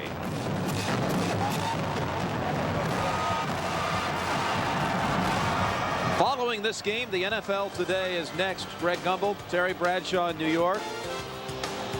And they'll have the story of Joe Montana, who was just activated yesterday by the 49ers and will be dressed and ready to play today for the 49ers against Tampa Bay. That's at 4 Eastern this afternoon. 49ers with a win will clinch home field throughout the playoffs. If the game gets out of hand, you could possibly see Montana in his first action in 2 years. Well, it's great just to see his picture back on the promos, isn't it? That's a guy, you know, we competed against him twice a year for the last 10 years, but there's no player I respect more or like better than Joe Montana. I was going to say, I thought maybe you'd seen enough of him. I have, but I still, you know, love to see him, to love-hate things. Malcolm Everett with a great return. Malcolm Everett working a narrow gap along the sideline, takes it all the way to the Marshall side of the field at the 47. Boy, I didn't see any room, and he was able to find it, though. Well, he started up into the pack. Good kickoff returners attack. You see him attack there. Now he finds that little lane outside. Hits the crease. Nice run. Very nice run. This is probably the quickest and most aggressive attacking that you saw him step out of bounds back a ways there, and the officials always catch that. They did indeed catch it, so take it back to the 43 of the Penguins, a 40-yard run back.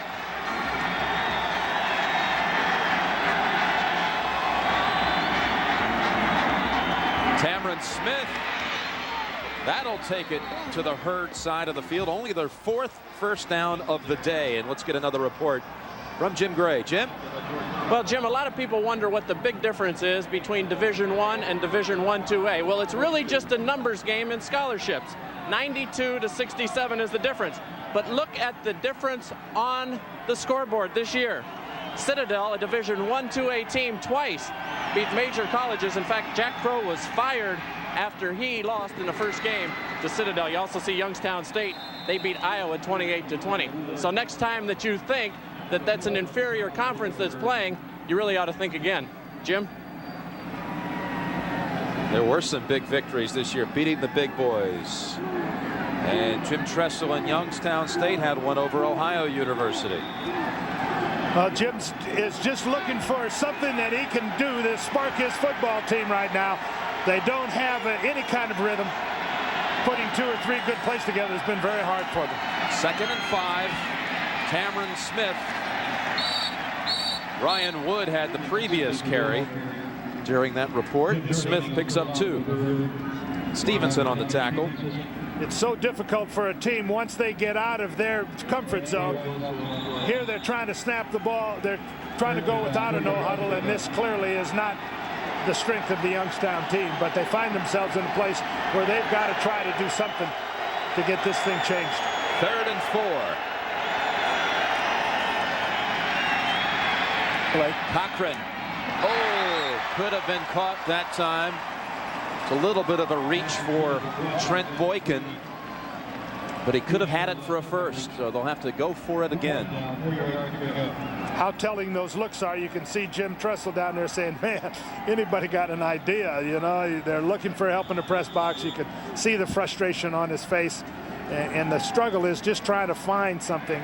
You know, he's an excellent coach and an excellent competitor, but they're struggling to find anything they can do offensively.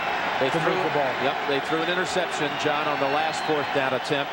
Now it's 4th and 4.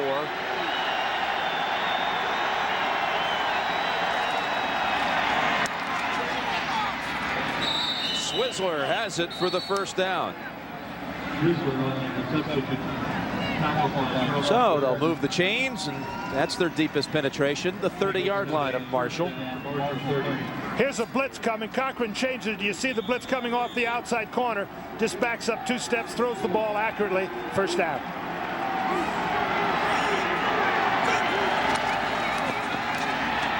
Herb Williams across the middle to the 10. Herb Williams slashing to the end zone. Touchdown, Youngstown State.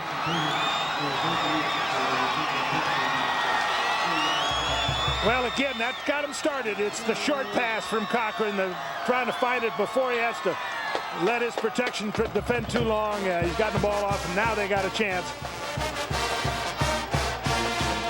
to at least feel good on temporarily.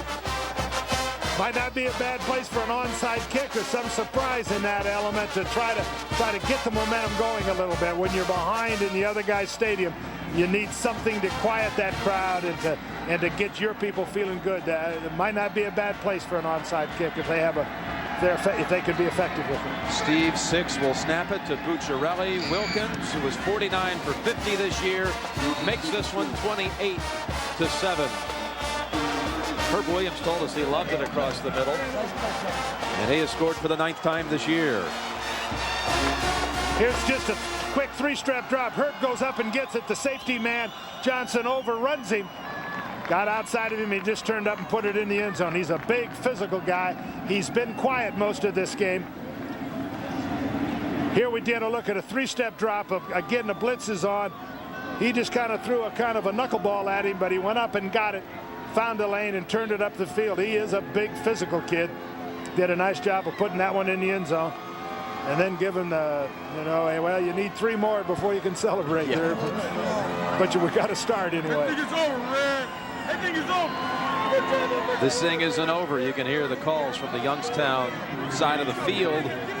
This man, Herb Williams, you saw him a moment ago, he caught a 33-yard touchdown to start that 4th quarter comeback last year, where Youngstown State scored 19 unanswered. 14, Jeffrey Wilkins.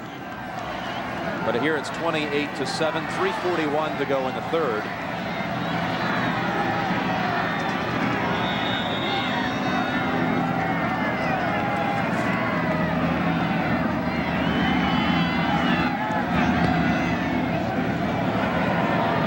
Short into the breeze, and running it back is Troy Brown to the 30.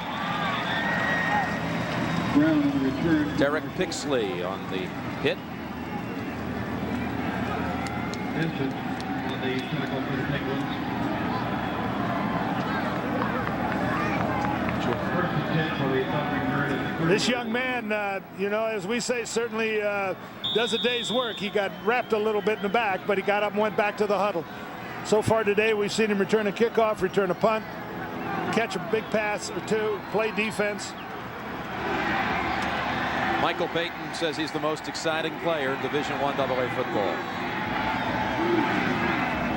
Payton rolls to his side of the field, and now will keep it for 7. Chased down by Vecchione. This kid's doing everything right today. He's making decisions on the run, when to throw, when to run. Here again, he's on the rollout.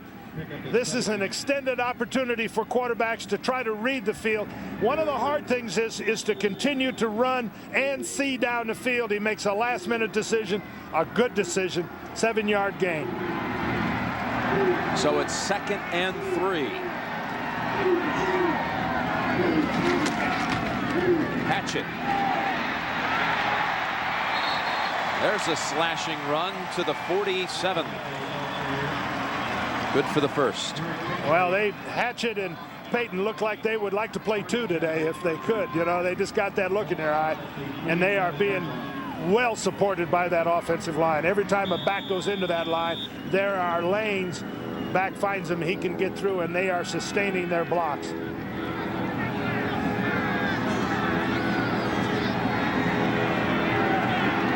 First and 10. 2:30 remaining in the third. 28-7 lead for Marshall. Pump fake, and Payton will go to the right side. He has Carter. Ricky Carter.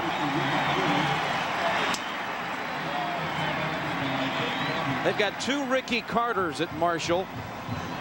And how do you separate them? Well, on the jersey, on the back of that jersey, it's Ricky with a Y. So Ricky on defense has to go IE. Jim, is Michael Payton hot, or is Michael Payton hot? He's looking for a quick pass over to the left. There's nobody there. He kind of fools around a little bit, lets the receiver get down the field, and finds a guy on the other side of the field. First and 10 from the 32 of Youngstown State. Hatchett was stopped up the middle, takes it outside, and takes a pretty good blow at the 29-yard line from Jeff Powers. Hatchett could be moving in on 100 yards today. And he's coming close to Glenn Pedro, his backfield mate, who started the day with 65 more yards rushing. 10 carries, 81 yards for Hatchett. And I'm sure he's saying, why did you take me out? I'm hot. 2nd and 8. Open is Brown, and he dropped it. Well, as you said, Jim, Brown had missed a couple of days of practice during the week. He's had a real bad head cold, and probably, timing a little bit off. He is has 111 all-purpose yards today. His average, I think, is about at the top of Division I 2A in all-purpose yards.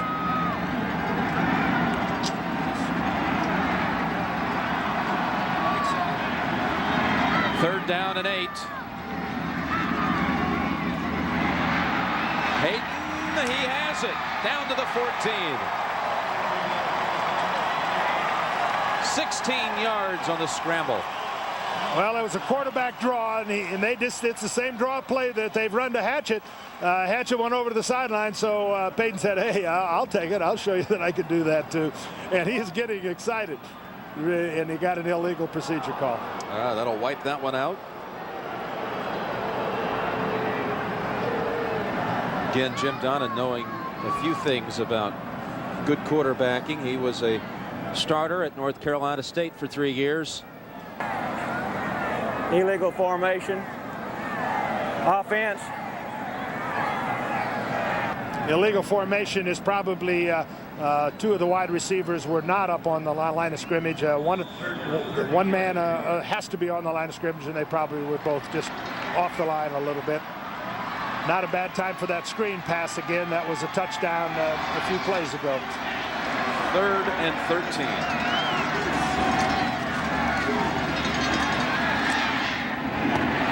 Oh, that was a terrific throw by Payton, and Ricky Carter couldn't handle it. Jim, I can't believe this guy. I mean, he has put the ball on the money in a wide variety of passes. He's thrown short effectively. This is down the field, across the field a little bit. He's over on the far side, just slightly. That's the 4th Marshall drop of the day, so they'll have to punt. Had a couple of drops on that possession. Colquitt comes in. He punted only 27 times this year because the team scored 76 times. Can you believe that? 63 touchdowns, 13 field goals, but look out, Colquitt trying to get it away. Now he just pitches it to a teammate. Marcus Evans falls on it for Youngstown State. Couldn't handle it. Well, that's the crack in the door for Youngstown. The kicking game can be so decisive in games. The ball's off center. He has to adjust to catch it. He doesn't catch it. Now, the worst thing you can do, he was probably a year old when Garo Yarpremian threw that ball away, but I don't think he remembers that. But it's one of those things you cannot do it. Here's a mini break for Marshall. Colquitt, you saw him pitching it forward. They rule it as an incompletion, so the football will be turned over to the Penguins back at the line of scrimmage. So instead of taking over near midfield, it'll be Youngstown State's ball at their own 35. Jim, do you think he was smarter than you and I here? I figured that one out. Now, that was either I have no idea what I'm doing or I'm pretty smart. Now, if he did throw it, well, of course, the ball didn't go over the line of scrimmage. I was going to say it needed to call him in on the receiver downfield, but the ball didn't travel over the line. So very fortuitous for them. 56 seconds to go in the third quarter.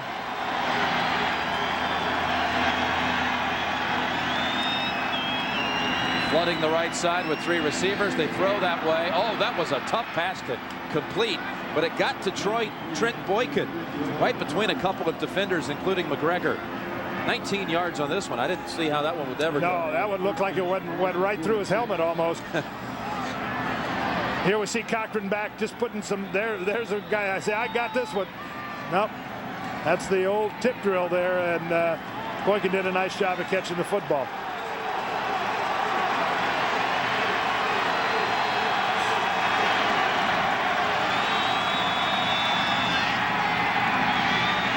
Boykin down the left sideline again. Led too much and out of bounds. You know, Youngstown really has a lot of time in this game. If they can just drive the football and not get in a panic, feeling right here, I think they can get this 28-14 with one more quarter to play. So we're got yourself a ball game at that point. Way from over, yeah.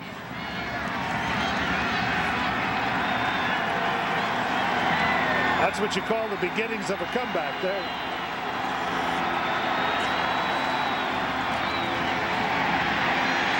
Cochran, open man is Smith, wide open, inside of the 30, down to the 20, to the 10 and out of bounds. Well, they rule him inbounds at the 4-yard line. Shannon Morrison finally made the tackle, but 42 yards. Can't believe the open area on that side of the field. Well, I think Smith was really just blocking him for him. He was trying to roll out and block everybody on that side. Now he's scrambling. Smith saying, hey, there's nobody covering me. And again, kind of a scramble play, but now a chance to get back in this game. With 24 seconds to go in the third quarter. First and goal from the 4. Tamron Smith scores easily. Touchdown, Youngstown State.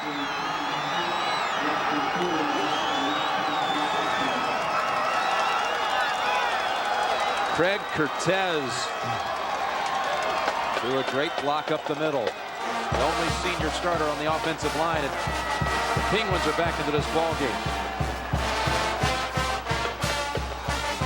Took them only 40 seconds on that possession to score.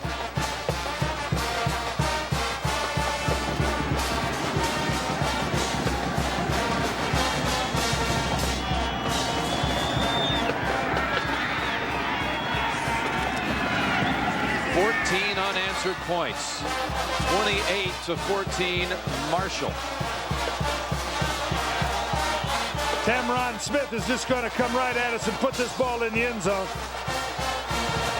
Marshall was blitzing and they blitzed right out of the hole, and he just walks into the end zone. Very powerful, low built to the ground runner. Reminds me of Ricky Irvins from the Washington Redskins and formerly of USC. That short, powerful attacking runner, and you can see the look in their eyes. It's different now. The worried look is gone. They have a sense that, hey, we can do something with the football. What Marshall has to do is not take over that worried look. You don't want those worries to come across the field if you're Marshall and come on your side. You just want to keep playing, and they have had a wonderful game offensively. They've got to just keep moving the football from their standpoint.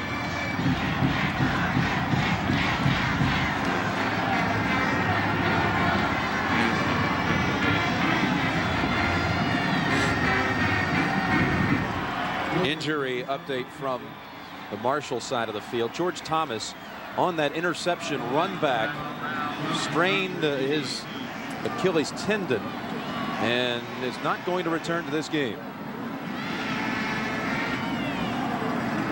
Achilles tendon injuries are kind of progressive injuries. You hurt it a little bit, and then you're very much in danger of tearing it. So it's a wise decision to keep him out of the rest of this game. Well, we'll see Troy Brown a little bit more now on both sides of the field. Receiver and in the secondary and as a returner as he comes back from the 5. Oh, look at this. Finally tackled by Mason, and they got the flag down on that one. It's like a face mask. Hard-earned run back. Yeah, he ran a long way to get back there, but now with the face mask, gives him a little better edge. Here we see the finish of the run, and there's the hand that goes into the face mask. Really wasn't there for long. It wasn't there for long. I think you get a half a second, don't you, Jim, on that thing before you have to let go? Not really. Again, the official sees the hand go in there, and that's the call that's made. And he does get his hand through and into his face. It certainly wasn't a flagrant call, so it's a 5-yard penalty. How about the intensity of these kids? That's Mason who committed the 5-yard penalty is all. So hang in there, Andre. Yeah, this game's a long way from being over, Andre. But you do get a sense, Jim, and we've had a sense all week of how important this football game is to everybody involved, to Youngstown players, coaches, the people of Youngstown, and of course to the people here in this area. This game means everything to them. 5 seconds to go, third quarter. Hatchet. The crowd waiting for him after a 1-yard gain. And that's the end of the third quarter with the score: Marshall 28, Youngstown State 14. Our coverage will continue after this message and a word from your local station.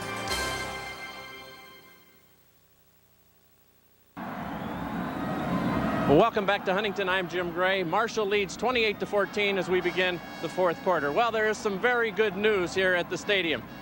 The Marshall bench has just been informed that William King, the linebacker who left, has just undergone some neurological tests. All of those tests look positive. The prognosis is positive. They're going to keep him in the hospital and run some more tests, but as of now, that's very, very good news. There's still some caution. He's not totally out of the woods, but the preliminary tests are all positive. Jim? Thank you, Jim. And outstanding news to open the fourth quarter. Marshall has the 14-point lead, and 2nd and 9 from their 24.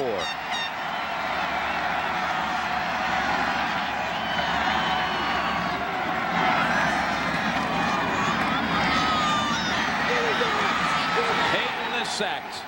Alfred Hill III in on the sack. Second time today that they got to him. Powers also. Again, you're going to see it's about a 3-man pass rush. They're defending with as many people as they can. There's just no place to go with the football. Peyton got a little confused. If he'd have gone straight up the field, he might have got himself 5 or 6 yards. Now 3rd down and 15. Deep in their own territory.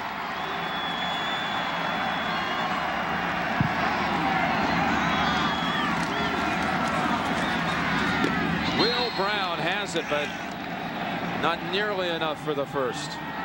So they'll kick away to Youngstown State.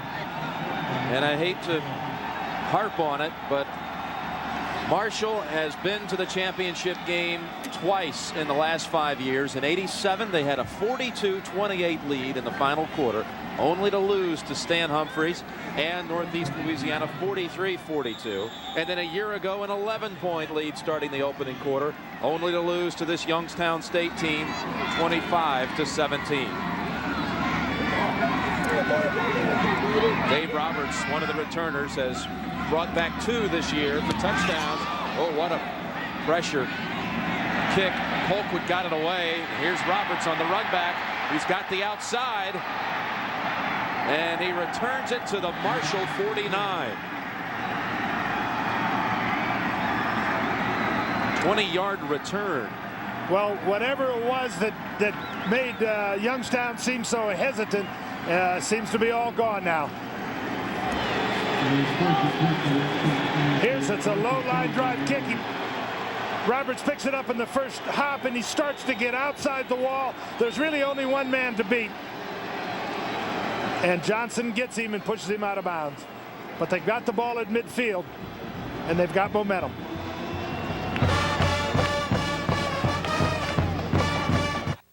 The 1992 NCAA Division I AA Football Championship is sponsored by Oldsmobile, official car for NCAA championships. New improved Head and Shoulders. Now it works even better to prevent flakes. And by the Discover card. It pays to discover. A rally being put forth by the Penguins of Youngstown State, 14 unanswered. As Coach Jim Tressel told us, our kids are motivated by playing before a hostile crowd. They have the playoff experience. It helped them to road victories at the Citadel. And last week at Northern Iowa, they stopped the Panthers' 25-game home winning streak. They have the confidence of having come back a year ago against the same team. And now on 1st and 10, Cochran with great protection.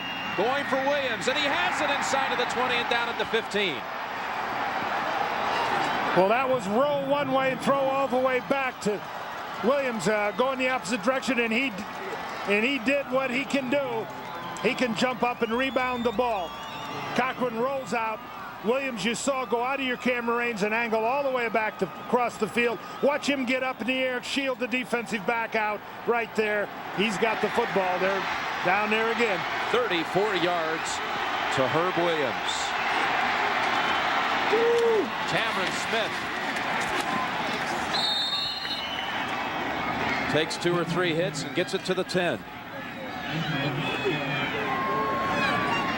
Second straight year that Youngstown has had a pair of 1,000-yard rushers. This man last year ran for over 1,500 yards and set the playoff record of 246 yards in one game, but he's going most of the way today alone because of the ankle sprain in the first half to Darnell Clark.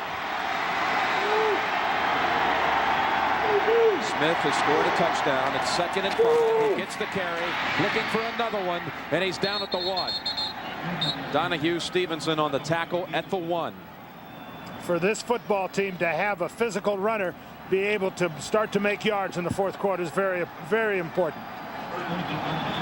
This is a very powerful runner, very short, stocky. Look at that shoulder level down. Look where they're tackling him, up around the shoulders, and runners always finish runs well when they get a low center of gravity like that. He certainly is doing that, and they're right down there knocking on the door, and he's going to have the football again. Youngstown State's Drew Gerber from Wooster, Ohio, gets help off the field.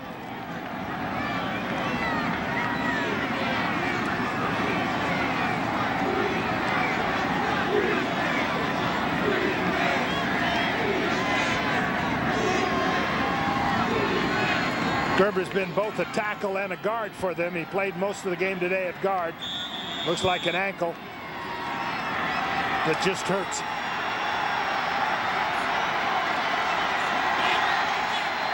First and goal at the 1. Smith, he's in, touchdown, Youngstown State.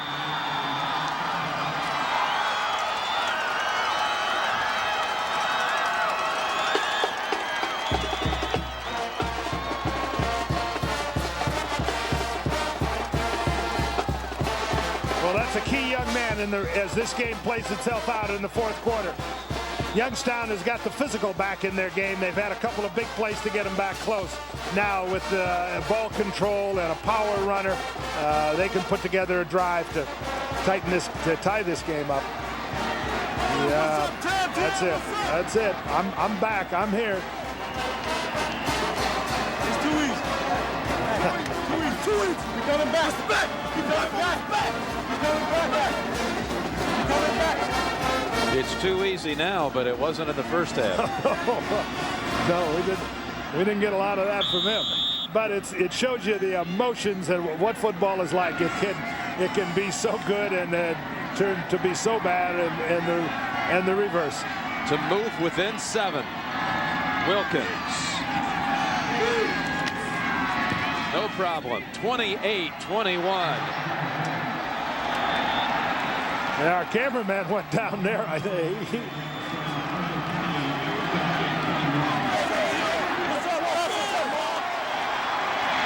Here's the run for the touchdown. There's the lane. He just dives right through them. Here we get a look at it. Look at the center. Look at the low center of gravity. A lot of runners now are these kind of people, 5'7", powerfully built people that are very hard to tackle. They are stunned in Huntington. The lead at one time was 28. It's now a 7-point lead. The championship game by quarters. 14-0 at halftime. What this doesn't tell you is the lead was 28-0 as Youngstown State scored the last 14 of the third quarter. Now a touchdown added here in the fourth with 12:04 remaining. 3 touchdown drives in 2 minutes, 5 seconds, 40 seconds, and 1:19. And Brown will just down it, bring Marshall out to the 20-yard line. Well, this is where Marshall, I think, offensively has to see it as an even game and say, we got to pull out all the stops and go down and score. They've been just very dynamic offensively. When the momentum starts to turn the other way, it's when you start thinking of draw plays instead of passes and not taking chances. And Michael Payton has been the player of the year, and now he's got to continue to be that in the fourth quarter for Marshall. They've had only 2 first downs in their last 4 possessions.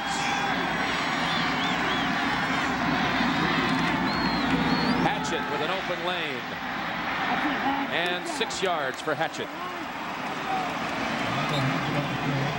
These 2 teams in the NCAA coaches poll preseason were ranked 1 and 2. Marshall was 1, the Penguins were 2. They remain that way the first 5 weeks of the season. They went into the playoffs seeded 6th and 7th. Marshall was 6th, Youngstown was 7th. And they have 2nd and 4.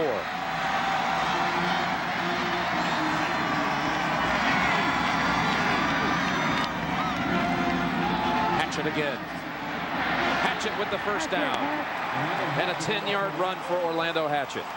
Bartram threw a good block. Give him 11. 2 draw plays in a row, and Hatchett does a nice job. There's nothing much for him up inside. Like a good runner, he takes off and then turns it up the field. What I really like about this young man is he is going to go up the field, and he is going to go up the field with every ounce of speed and aggressiveness that he can muster. He sits out this play with 99 yards rushing, 1 touchdown rushing, 1 receiving. First down with 11:18 to go. Quarterback draw, and it did not fool Demario Ridgway.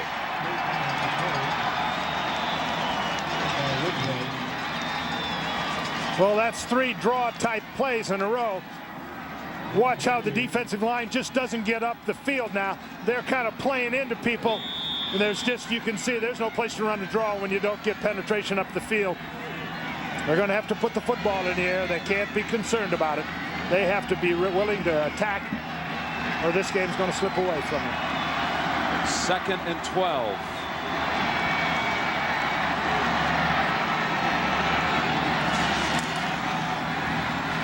Payton to Bartram. Bartram, he is stuck by Pixley. Otherwise, he was on his way to picking up another first down. It'll be 3rd and 2.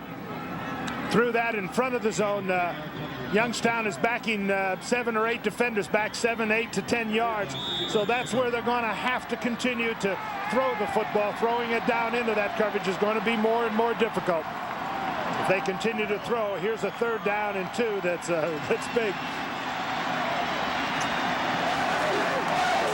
The clock has moved to just under 10 minutes. This is 3rd and 2, but you still get a sense that they're thinking pass. That defense trying to answer. Peyton gets away for a minute, and he's bounced out, I believe, about a yard shy. They mark it at the 46. Evans was giving chase.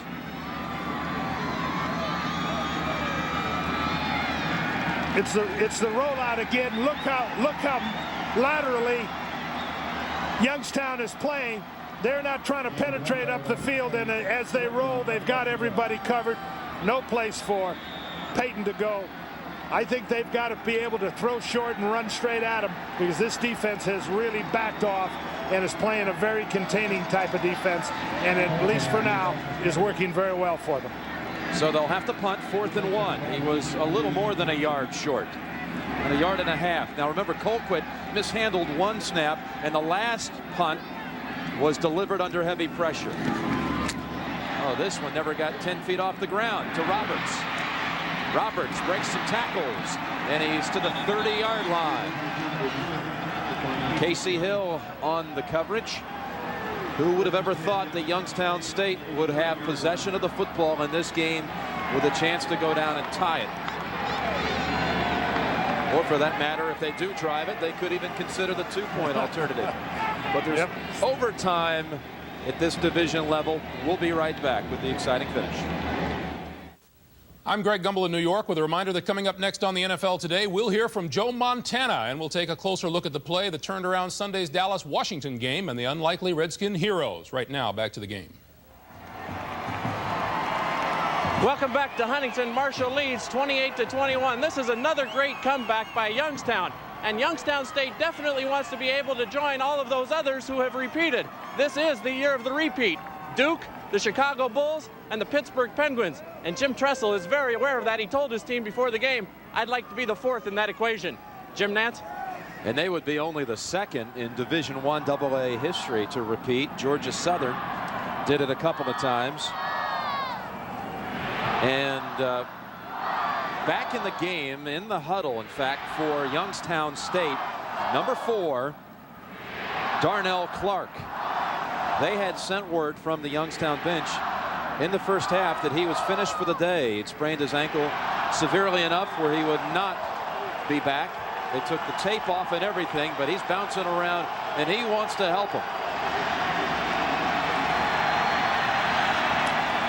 They fake it to Clark. Cochran, a little too steep for Boykin. Remember, Boykin's only 5'5". You can't throw it too high for that guy. You got to get it down a little bit, but he did get up in the air and almost make the catch. Youngstown has opened this game up, and they are staying with that kind of an attack now. That worried look that was on Cochran's face now is given away to concentration, a little more relaxed. 9:25 remaining in the game. 7-point lead for Marshall. Cameron Smith to the 35, a gain of 6. That, I think, is going to be big for Youngstown as this game winds down. The steady run inside, the power and the weight of the offensive line as Youngstown is starting to be felt now. And those games that we're getting 1 and 2 now are getting 5 and 6.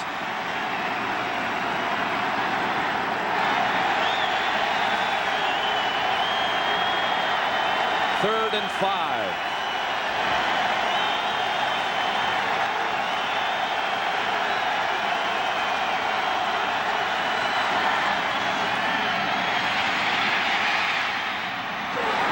Caught by Williams for a first down at the 48-yard line. Well, that was a great job by Cochran. He was way off balance throwing this football. He's forced to the sideline. As we get a look at it from the end zone, watch Cochran now. He's running where this is an extremely difficult throw. Boy, that's hard. He puts it right on the money. Williams makes a nice catch. Keeps his feet in bounds. Yeah, very nice ballet act. And first down, they'll throw again. Tough play. Williams caught it, but he was out of bounds. Williams, by the way, 4 catches, 80 yards, and a touchdown. The 80 yards gives him the Youngstown single-season record for most yards in a season by a receiver, breaking Jim Ferrani's mark. He's approaching 1,300 yards on the year. Well, this young man was no factor early in the football game, but now he's everything to them. Cochran is looking for him and willing to throw him the football, even if he's covered because of his physical size. And that's going to be an issue this in the remainder of this game. Just getting the ball up to him and letting him go up and rebound it. An impressive receiver who played only 1 year of high school football out of Bernie Kosar's high school. Second down, pass play to Swizzler. And he's down at the 43. That time they blitzed, and he got the ball off quickly and got it to him. You saw a little smile on his face. Life has changed. There's his dad, who's been a former coach, and you got the number 10 there on his sweater. Joe Cochran in the entourage. 18 members of the family here in all. There he is. That's the dad, the old coach, and he's got that look of an old coach there, doesn't he? Yeah, he's pretty serious about this thing. He's a principal now in a high school. What a tough-looking principal. Smith on 3rd and 2, and he's about a yard short. Well, it's a 4th down and a little bit of a clutch call for Jim Tressel now. A lot of time left in this game, a chance to punt him deep in the hole, and Jim's trying to make up his mind now which way he wants to go. He's going for it. He is definitely going. Momentum is such a factor in this game. I'm sure he just doesn't want to lose it now. You can't blame him, can you, John? No, no way. And, you know, look at him. He knows what he wants to do. It's not one of those indecisive things. He said, hey, they can't stop us here. What a play. 4th and 1. Smith. Oh, boy, that's going to be where it's marked. Casey Hill hit him first. Smith made a second effort. This is where the officials have such an important part of this game, where he marks the football. Might be different. That looks short to me, doesn't it? To you? Yeah, it does to me too.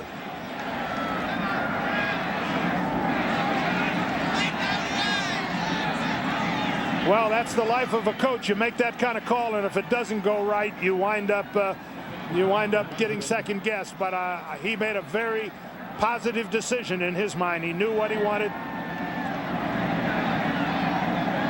Marshall's defense has held.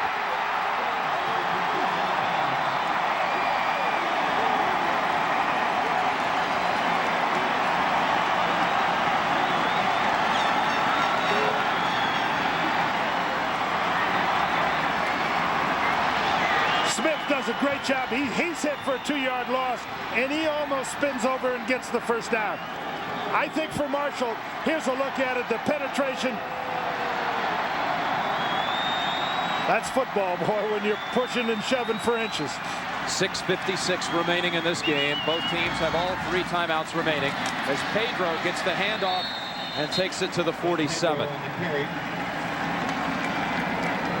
I think Marshall's got to try to go down and get points on the board. To try to slow down and run that clock down right now, I'm not sure is what they want to do. This has been a dynamic offense, and when they are in a flow and going, they move the football and are hard to handle.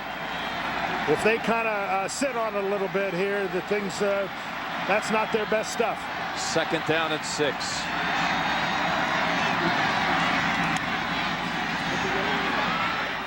Out of the backfield, Pedro, and that'll stop the clock short of the first. Alfred Hill the 3rd with a jarring hit to take him out. We are seeing the intensity increase. I thought this was an intense environment when we started, and it's getting more dramatic by the moment. There are 2 or 3 tackles in the last series have been very strong, and that was a great hit. We're fighting for 3 yards now, 3rd down and 3. Again, every play now gets big, but this is a very big one for Marshall.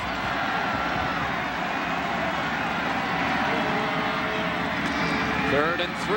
Payton. Pass is deflected at the line by David Birch. And they only burned 50 seconds on the clock on that series because of one rushing play, one pass that was completed and was knocked out of bounds, and then an incompletion. Well, I think, you know, you get to a point like this as a coach, you say, gee, we want the clock to go down. But what Marshall's strength is moving that football and being dynamic. Right now, they're not holding up on defense, and I think they have to think aggressively on offense. But it would have been nice for them to get a little time off that clock. That's 3 straight times now, 3 downs and out for Marshall. Colquitt into the wind, he boots it. And out of bounds, a good one. He angled it. Let's see, where did they put it? How about the 11-yard line? Colquitt does his job. .5:56 to go. All 3 timeouts remaining for each team.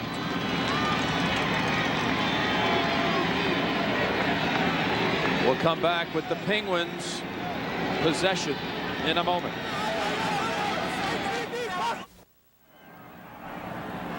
Welcome back to Huntington. Marshall leads 28-21 here in the 4th quarter. We have an update from Cabell Huntington Hospital. The doctors tell us that William King was knocked out. He has no fracture or no dislocation in his neck. The x-rays have come back. They're all negative. He's feeling much better. In fact, we're told right now that William is listening to and watching the game. So from all of us, William, feel better. Jim?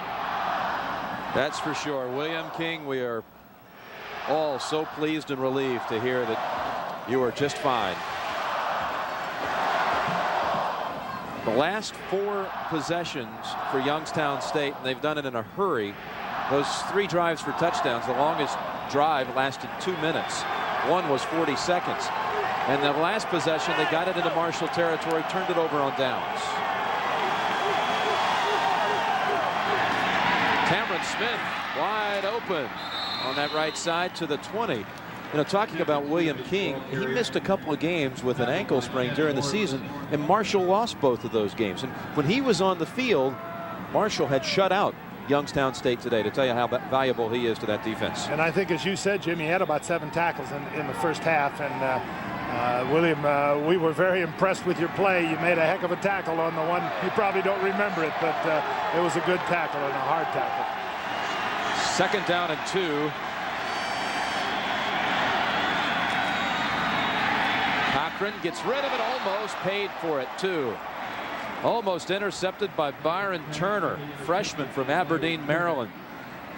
Keenan Rhodes was putting pressure on the quarterback. Watch the pressure. Rhodes last week, they said, had 7 quarterback pressures. Here's one. Watch number 87. He's just pressure right up there. That's Jim Linton there that comes in and makes the hit. Gets him right. There's a knockdown and almost an interception. So let's give Byron Litton the credit for the pressure. The 3rd and 2.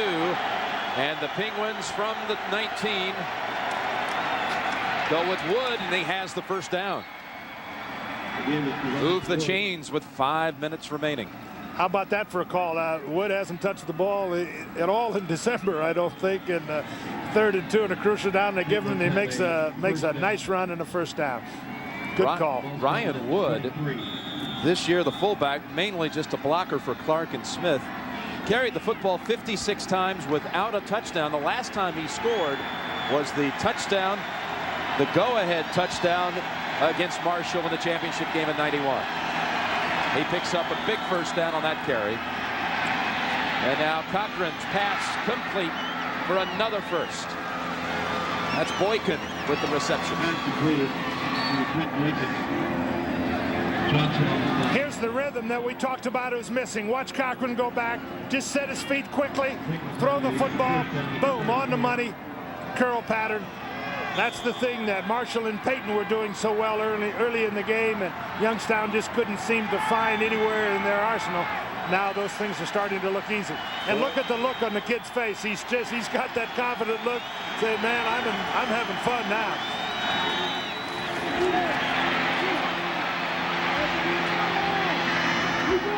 completion to John Quintana, his tight end, near the 50. That's only the third catch this year for the tight end, who's a 4.0 student at Youngstown State. Jim, momentum is such an amazing thing, isn't it? All of a sudden now they can't do anything wrong. They've got that feeling. Guys who haven't caught passes all season long are coming up with plays. Diving catches, and you can see the look. We're getting great pictures on the sidelines and the emotion caught in the game. First down as we move under 4 minutes. Swizzler out of bounds at the 39. And I think it's time we start talking about the overtime rule in Division I AA football. So you can really dispel any thoughts of if Youngstown State drives it in, of them going for 2. No, you got to go for 1. They have a good kicker. That's an advantage for them. They tie the ball game. It goes to overtime. They go to midfield, flip a coin, and then each team takes shots from the 25-yard line. Basically puts the ball in play from the 25. Here comes the blitz. He gets away from it. Cochran completes it to Herb Williams. A blocker in front to the 20. Herb Williams is down at the 14. Boykin threw him a block, and 24 yards for Herb Williams. You see the blitz coming up the middle. It forces Cochran wide. You can see 48 come right through there. The tailback, Clark goes back and picks him up. Now he's on the run. Puts the ball on the money to Herb Williams, who gets up the field. He put it in the end zone earlier in the third quarter. Now he's got him down just outside the 10. From the 14, trailing by 7. They had been 28 down.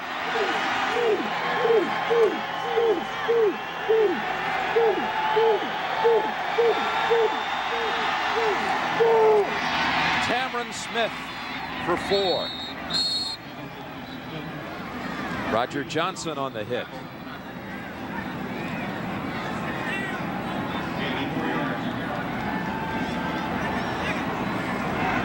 Marshall led by 11 last year, entering the final quarter, only to lose.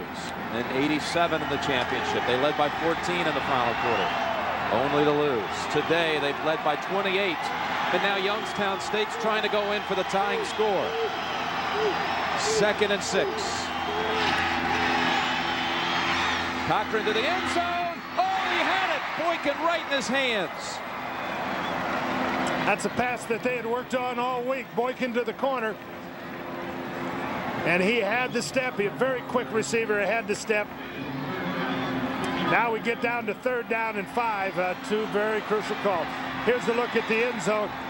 He hesitates just a little bit. Boykin's there. Defensive back doesn't quite get it. That's the touchdown. The ball there. It's a catch that if they don't score, he'll remember for a long time. He's open. Nice throw.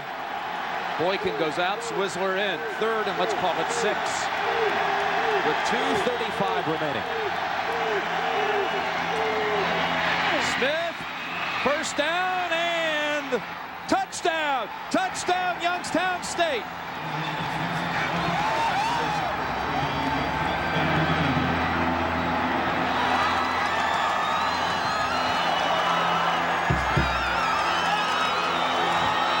Can you believe that, Jim? And Tamron Smith is becoming a real force in this game, and we thought all along that he would be. He's got some more work to do. Yeah, he told us it was too easy. Too easy. How about the call 3rd and 6 to run it? That really caught him off guard. I think it did too. And again, an excellent call.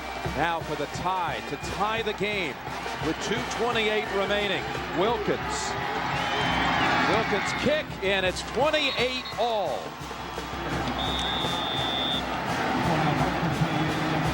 Well, there's 2:28. Here's the draw play now.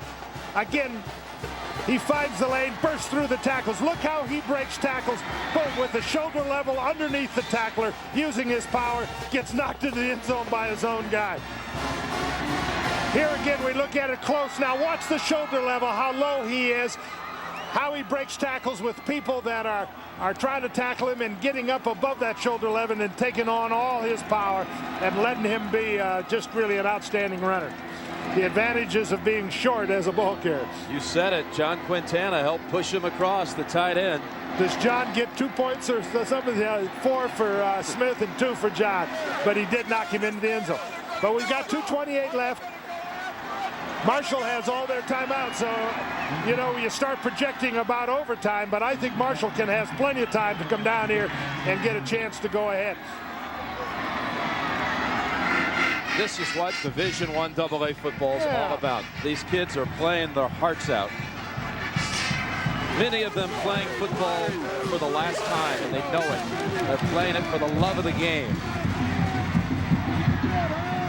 And it's all tied at 28. And let's not forget, Marshall has a place kicker that has never in his career attempted a field goal.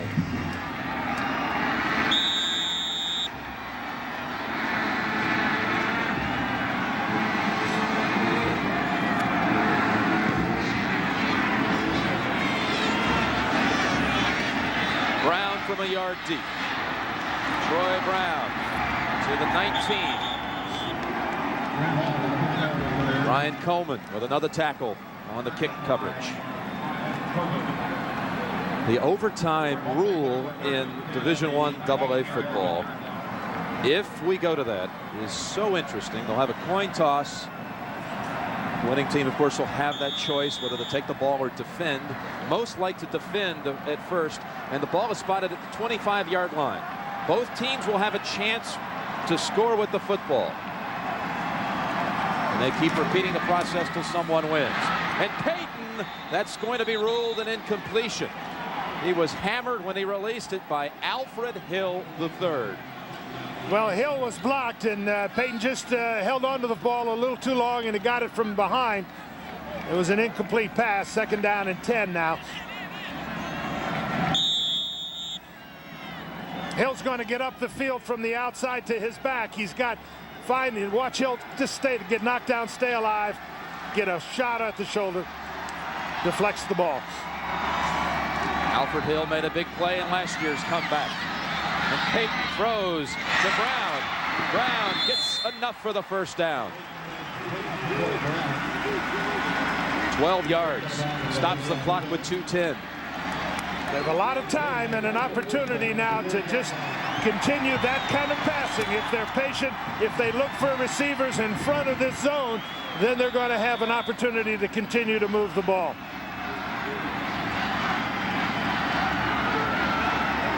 From the 31, tied at 28.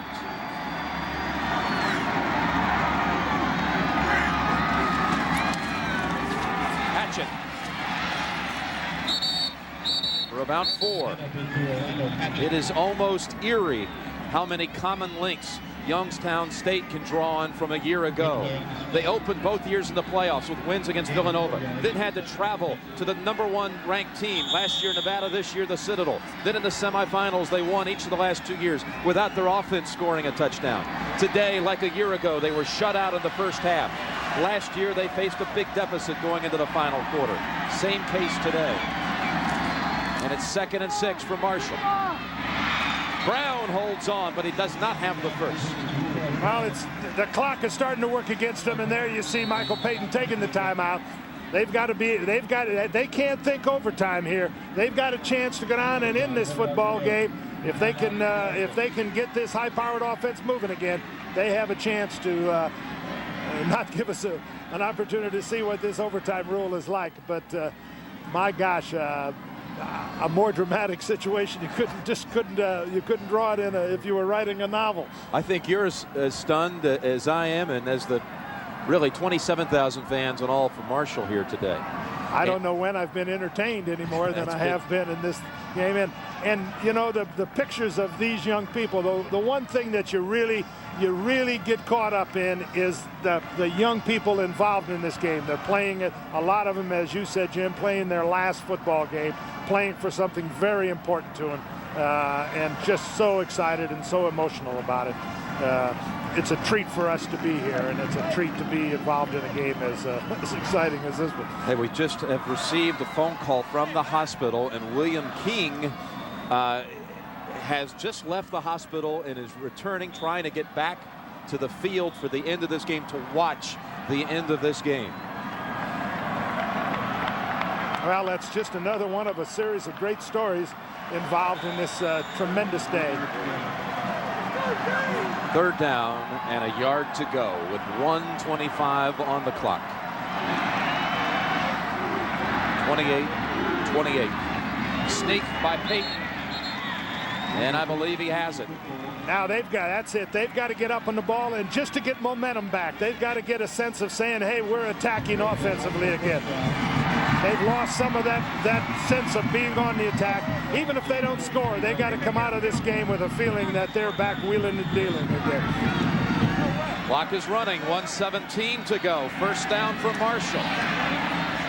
Over to Hatchett. Hatchett makes a nice move to get into Youngstown territory.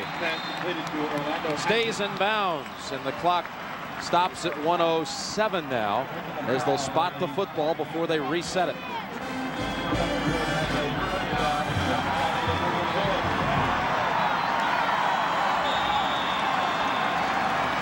First down from the shotgun. Peyton. Sideline, overthrows Bartram.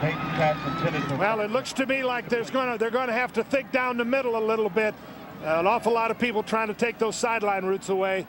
I'm sure Greg Briner sitting in the press box looked and said, hey, there's some stuff in the middle. Look for either Bartram, the tight end, down the middle, or one of the wide receivers coming down and in. Remember, there's a senior place kicker for Marshall who was given the job today. His brother suspended. He takes over. He's never attempted a field goal. In his last game, he could be the man to win it. As they go to Hatchett, and Hatchett, they say, is out of bounds at the 40.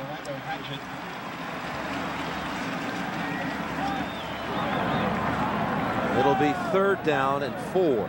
52 seconds left. I think they have 2 timeouts. And there you see Willie Merrick, top goal scorer on the soccer team. His brother missed a practice this week. David Merrick, 3rd place kicker, was 12 out of 18 this year. So missing the practice, Willie takes over. What an amazing story. 3rd down and 4. And Pedro, where do they spot it? Yes, 1st down. Critical placement. 1st down at the 35. Again, a good decision by Peyton. Looks down the field, but he gets quickly to his tailback who has a chance to run, and he gets the football. Pedro gets it up the field just enough for a 1st down. Clock is stopped. 46 seconds left. 2 timeouts left. Plenty of room. The question is, where do they have to go? Where do they have to go to get in this guy's range? To Willie's range. The left side move for Marshall. I'll say this about Willie Merrick, is it seems like we're setting up for that unbelievable Cinderella situation. But during the pregame warm-ups, he looked pretty strong. His first kick was from about 20 yards, a point after, in the pregame warm-ups, and it made it almost to the goalpost. But thereafter, he was booming them from a good 45 yards and making them. False start. Green. Still 1st down. Plus they're going into the wind, John. You think he's saying, how did I get in this kind of a deal? 45 seconds. 45 seconds. It's really Michael. 1st and 15. Brown, nifty move to get away, and then out of bounds, which was also a smart play, to the 33. Again, they're taking it in little pieces. They're down to 39 seconds. So if that ball is still in bounds or they don't get it out of bounds, they're going to have to use a timeout quickly to make sure they have enough time. But it's starting to get down there. One throw down the middle somewhere, and a timeout gets them a chance for the field goal. And the coaches, the coach is telling them, the kid doesn't hear a word the coach says. He said, are you kidding me? 2nd down and 8. 11th play of this series, and Peyton puts him in field goal range as Troy Brown makes the catch and goes out of bounds at the 19. Again, an accurate throw by Peyton. Sets back. Look at the pass blocking in the line. He's got room. He's got a lane to throw in. Great cut by Trout. Looks away, comes back, sets, fires, and boy, has he fired a lot of strikes. We showed you Nick Cochran's family. There's a whole entourage from Harrisburg. Peyton's fine family here too. You can almost hear him now as their son has driven them into range to win it. And here's Peyton on the draw. They'll have to use a timeout as he is tackled at the 13. Excellent call, excellent call. They get a timeout to use. Now they're down to 24 seconds. Probably the biggest thing right now is to get that ball located in the middle somewhere so that the young man who's going to make his first field goal attempt has a chance to look straight at the goalpost. That's a difficult kick from where he is. Well, we've got another game coming your way today. I hope it's as exciting as this one. It'll be tough to match. But first, the NFL today. They're waiting in New York. Greg Gumbel and Terry Bradshaw are guys there, and they'll be joining you shortly with the latest on the Joe Montana situation. He was activated yesterday. Will be dressed for the game that starts at 4 Eastern. Tampa Bay and the 49ers. The Niners trying to clinch home field. With a win today, they clinch home field throughout the playoffs. That's NFL action next. We're with the situation, 24 seconds, one timeout left. Ball on the right hash mark with the field goal kicker who has never tried a field goal at this level of football. Some very dramatic circumstances. A timeout this time called by Youngstown State. Mike Payton has certainly done everything and lived up to all the hype about him. He's the most valuable player at this level of intercollegiate football, and he's done everything he's been asked to do. Walter Payton Award winner for the outstanding player, Division I AA. Twice the Southern Conference Offensive Player of the Year. One of only 4 to ever do that, including Choo Choo Justice.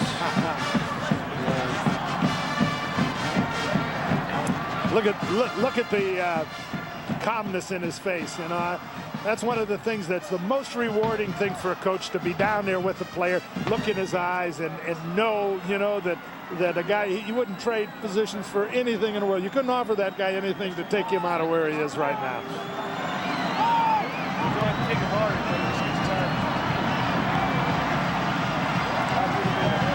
Well, if I'm sure they're considering putting the ball in the middle, giving the ball to Hatchett somewhere in the middle, trying to set it up, get a little closer, get the ball in the middle. Take the timeout. There's the brother with him saying, don't worry about it, it's easy. The kid saying, are you kidding me? What a scene, though. David Merritt. Yeah, oh, that's great. In street clothes, his brother waits. 24 seconds to go. 2nd and 4. They get it to the middle of the field. Hatchett breaks it to the 5. And down at the 5. Oh, I think they have to kick it here. I don't think they can wait any longer. They've called their last timeout. They did what we thought they'd do. They gave the ball to Hackett. And now he does just really a great job again all day getting up the field. Look at the determination, the body lean, and the fight in that guy. Boy, he's, you know, if we were picking the most valuable player, I might just pick that guy, although Michael Payton has done such a great. But the most valuable player might be just coming on the field right now. This is incredible. My eyes are also drifting toward the far end zone as I look for William King. He has not arrived yet. Again, we heard that he was in transit from the hospital back to try to make it here for the end of this game. It'll come down to a field goal try for a senior who has never attempted one in his career. Remember at halftime, Jim Gray interviewing Coach Tressel, and Coach Tressel made a significant comment. We're going to find out about ourselves in the second half. Well, they found out. Their kids fought back. Tremendous comeback to make this really one of the most exciting games in the history of this series. And boy, I don't know what else you could ask for.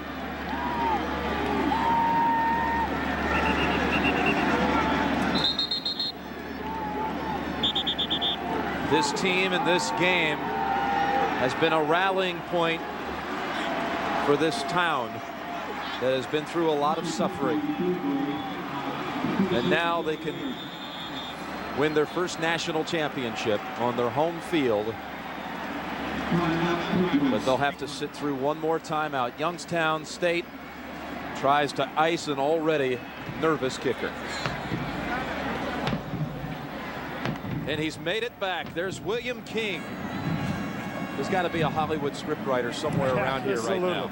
Absolutely. He should get the award. You know, if let you and I make him the player of the game, no matter what happens here. How's that? He's got my vote. Yeah, and he's one of their best players and great-looking kid. I don't know. I must be getting old or sentimental or something, but these kids have been so impressive to me. You know, their attitude, the look in their eye, the way they've conducted themselves here. It's been a treat for us. I think Youngstown will ice them one more time, or will they got one timeout remaining? I don't know. I just thought I wouldn't. I just said, hey, let's find out what's going to happen here.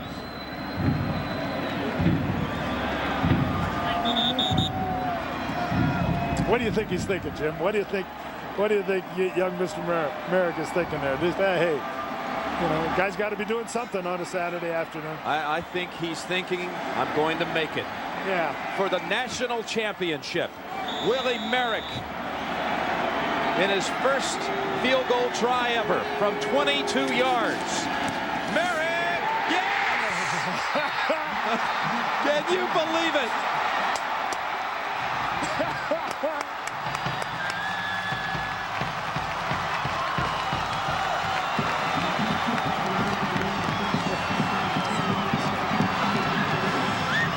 Give him a varsity letter and give him a championship ring.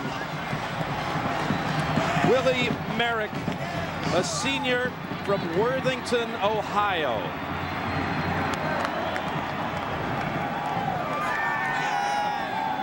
Hello, Cinderella.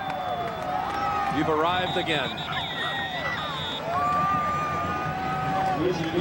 Please remain in the seats. Please remain in the stands after the Bowen on the hold.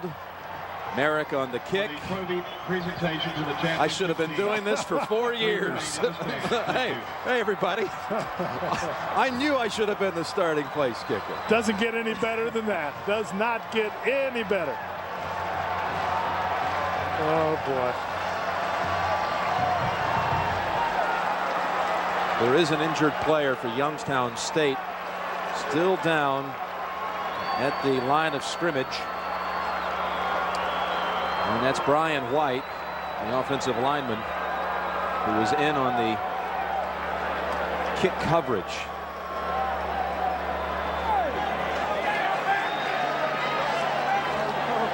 There are 10 seconds on the clock, so 10 seconds before it's official. Merrick gets one more chance to kick the ball. Jim. What a gutsy drive, handled by Michael Payton. After the shock of seeing a 28-point lead dissipate, to regroup and take them 76 yards in 14 plays. And kick a field goal with 10 seconds remaining. Yes, sir. Very impressive. You know, and what was more impressive is, as you pointed out, 4 or 5 series in a row, they did absolutely nothing. And they felt everything slipping away from them. It seemed like history was repeating itself. This man said, no way, baby. I got one more chance, and I'm going to do it. And he did it. Look at the look in these people. This is one of the most important days of their lives. Some of these people never play football again. Boy, I've enjoyed this.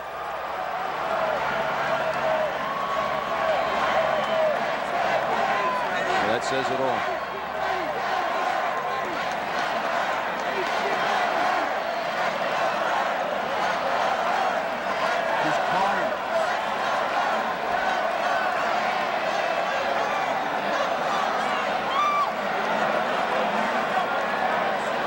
These two coaches have been impressive also. They have conducted themselves, brought highly disciplined, really outstanding teams here. Merrick to kick off for the third. 10 seconds remaining. Driving kick by Merrick. Angled. Everett has it, and he gets out of bounds. giving the offense a chance for a play from the 28-yard line. Well, Herb Williams has got to have the ball thrown towards him. I don't know if they can throw it far enough for him to go down there and rebound it. But he's the big receiver that can go up and rebound the football, and that's what they've got to be thinking, or hope for a pass interference down there to get one more chance. That door is just about closed on us. I'm waiting for the fans, the standing room only fans, this is going to be a scene. Flood the field. How about that? The winning coach has to make a decision to sit down his field goal kicker, and then has a script written that makes it come out with a guy that comes in. This is like a movie. Absolutely. Last chance for Youngstown. Intercepted by Troy Brown. The man they call Mr. Everything, and everything they ever wanted, the national championship, has arrived in Huntington. Final score, Marshall 31, Youngstown State 28. Let's go down to Jim Gray. Coach, this is a tremendous moment for you. It was a gutsy call this morning when you suspended the kicker. Tell us about Willie Merrick and that decision. Well, I just can't say enough about our team. And, it's a great win for our program, and Youngstown, give them a lot of credit. They're going to be mobbed, and this scene's going to go on for some time. Let's go back upstairs to Jim Nance. Well, the unbelievable celebration scene is underway. And here's the winning field goal. Willie Merrick, welcome to college football in your last game. I enjoyed it, Coach. Been great to be with you. So for John Robinson and Jim Gray, Jim Nance saying so long from Marshall Football Stadium, where the Marshall Thundering Herd is the national champion with a 31-28 victory. So long and Merry Christmas, everybody.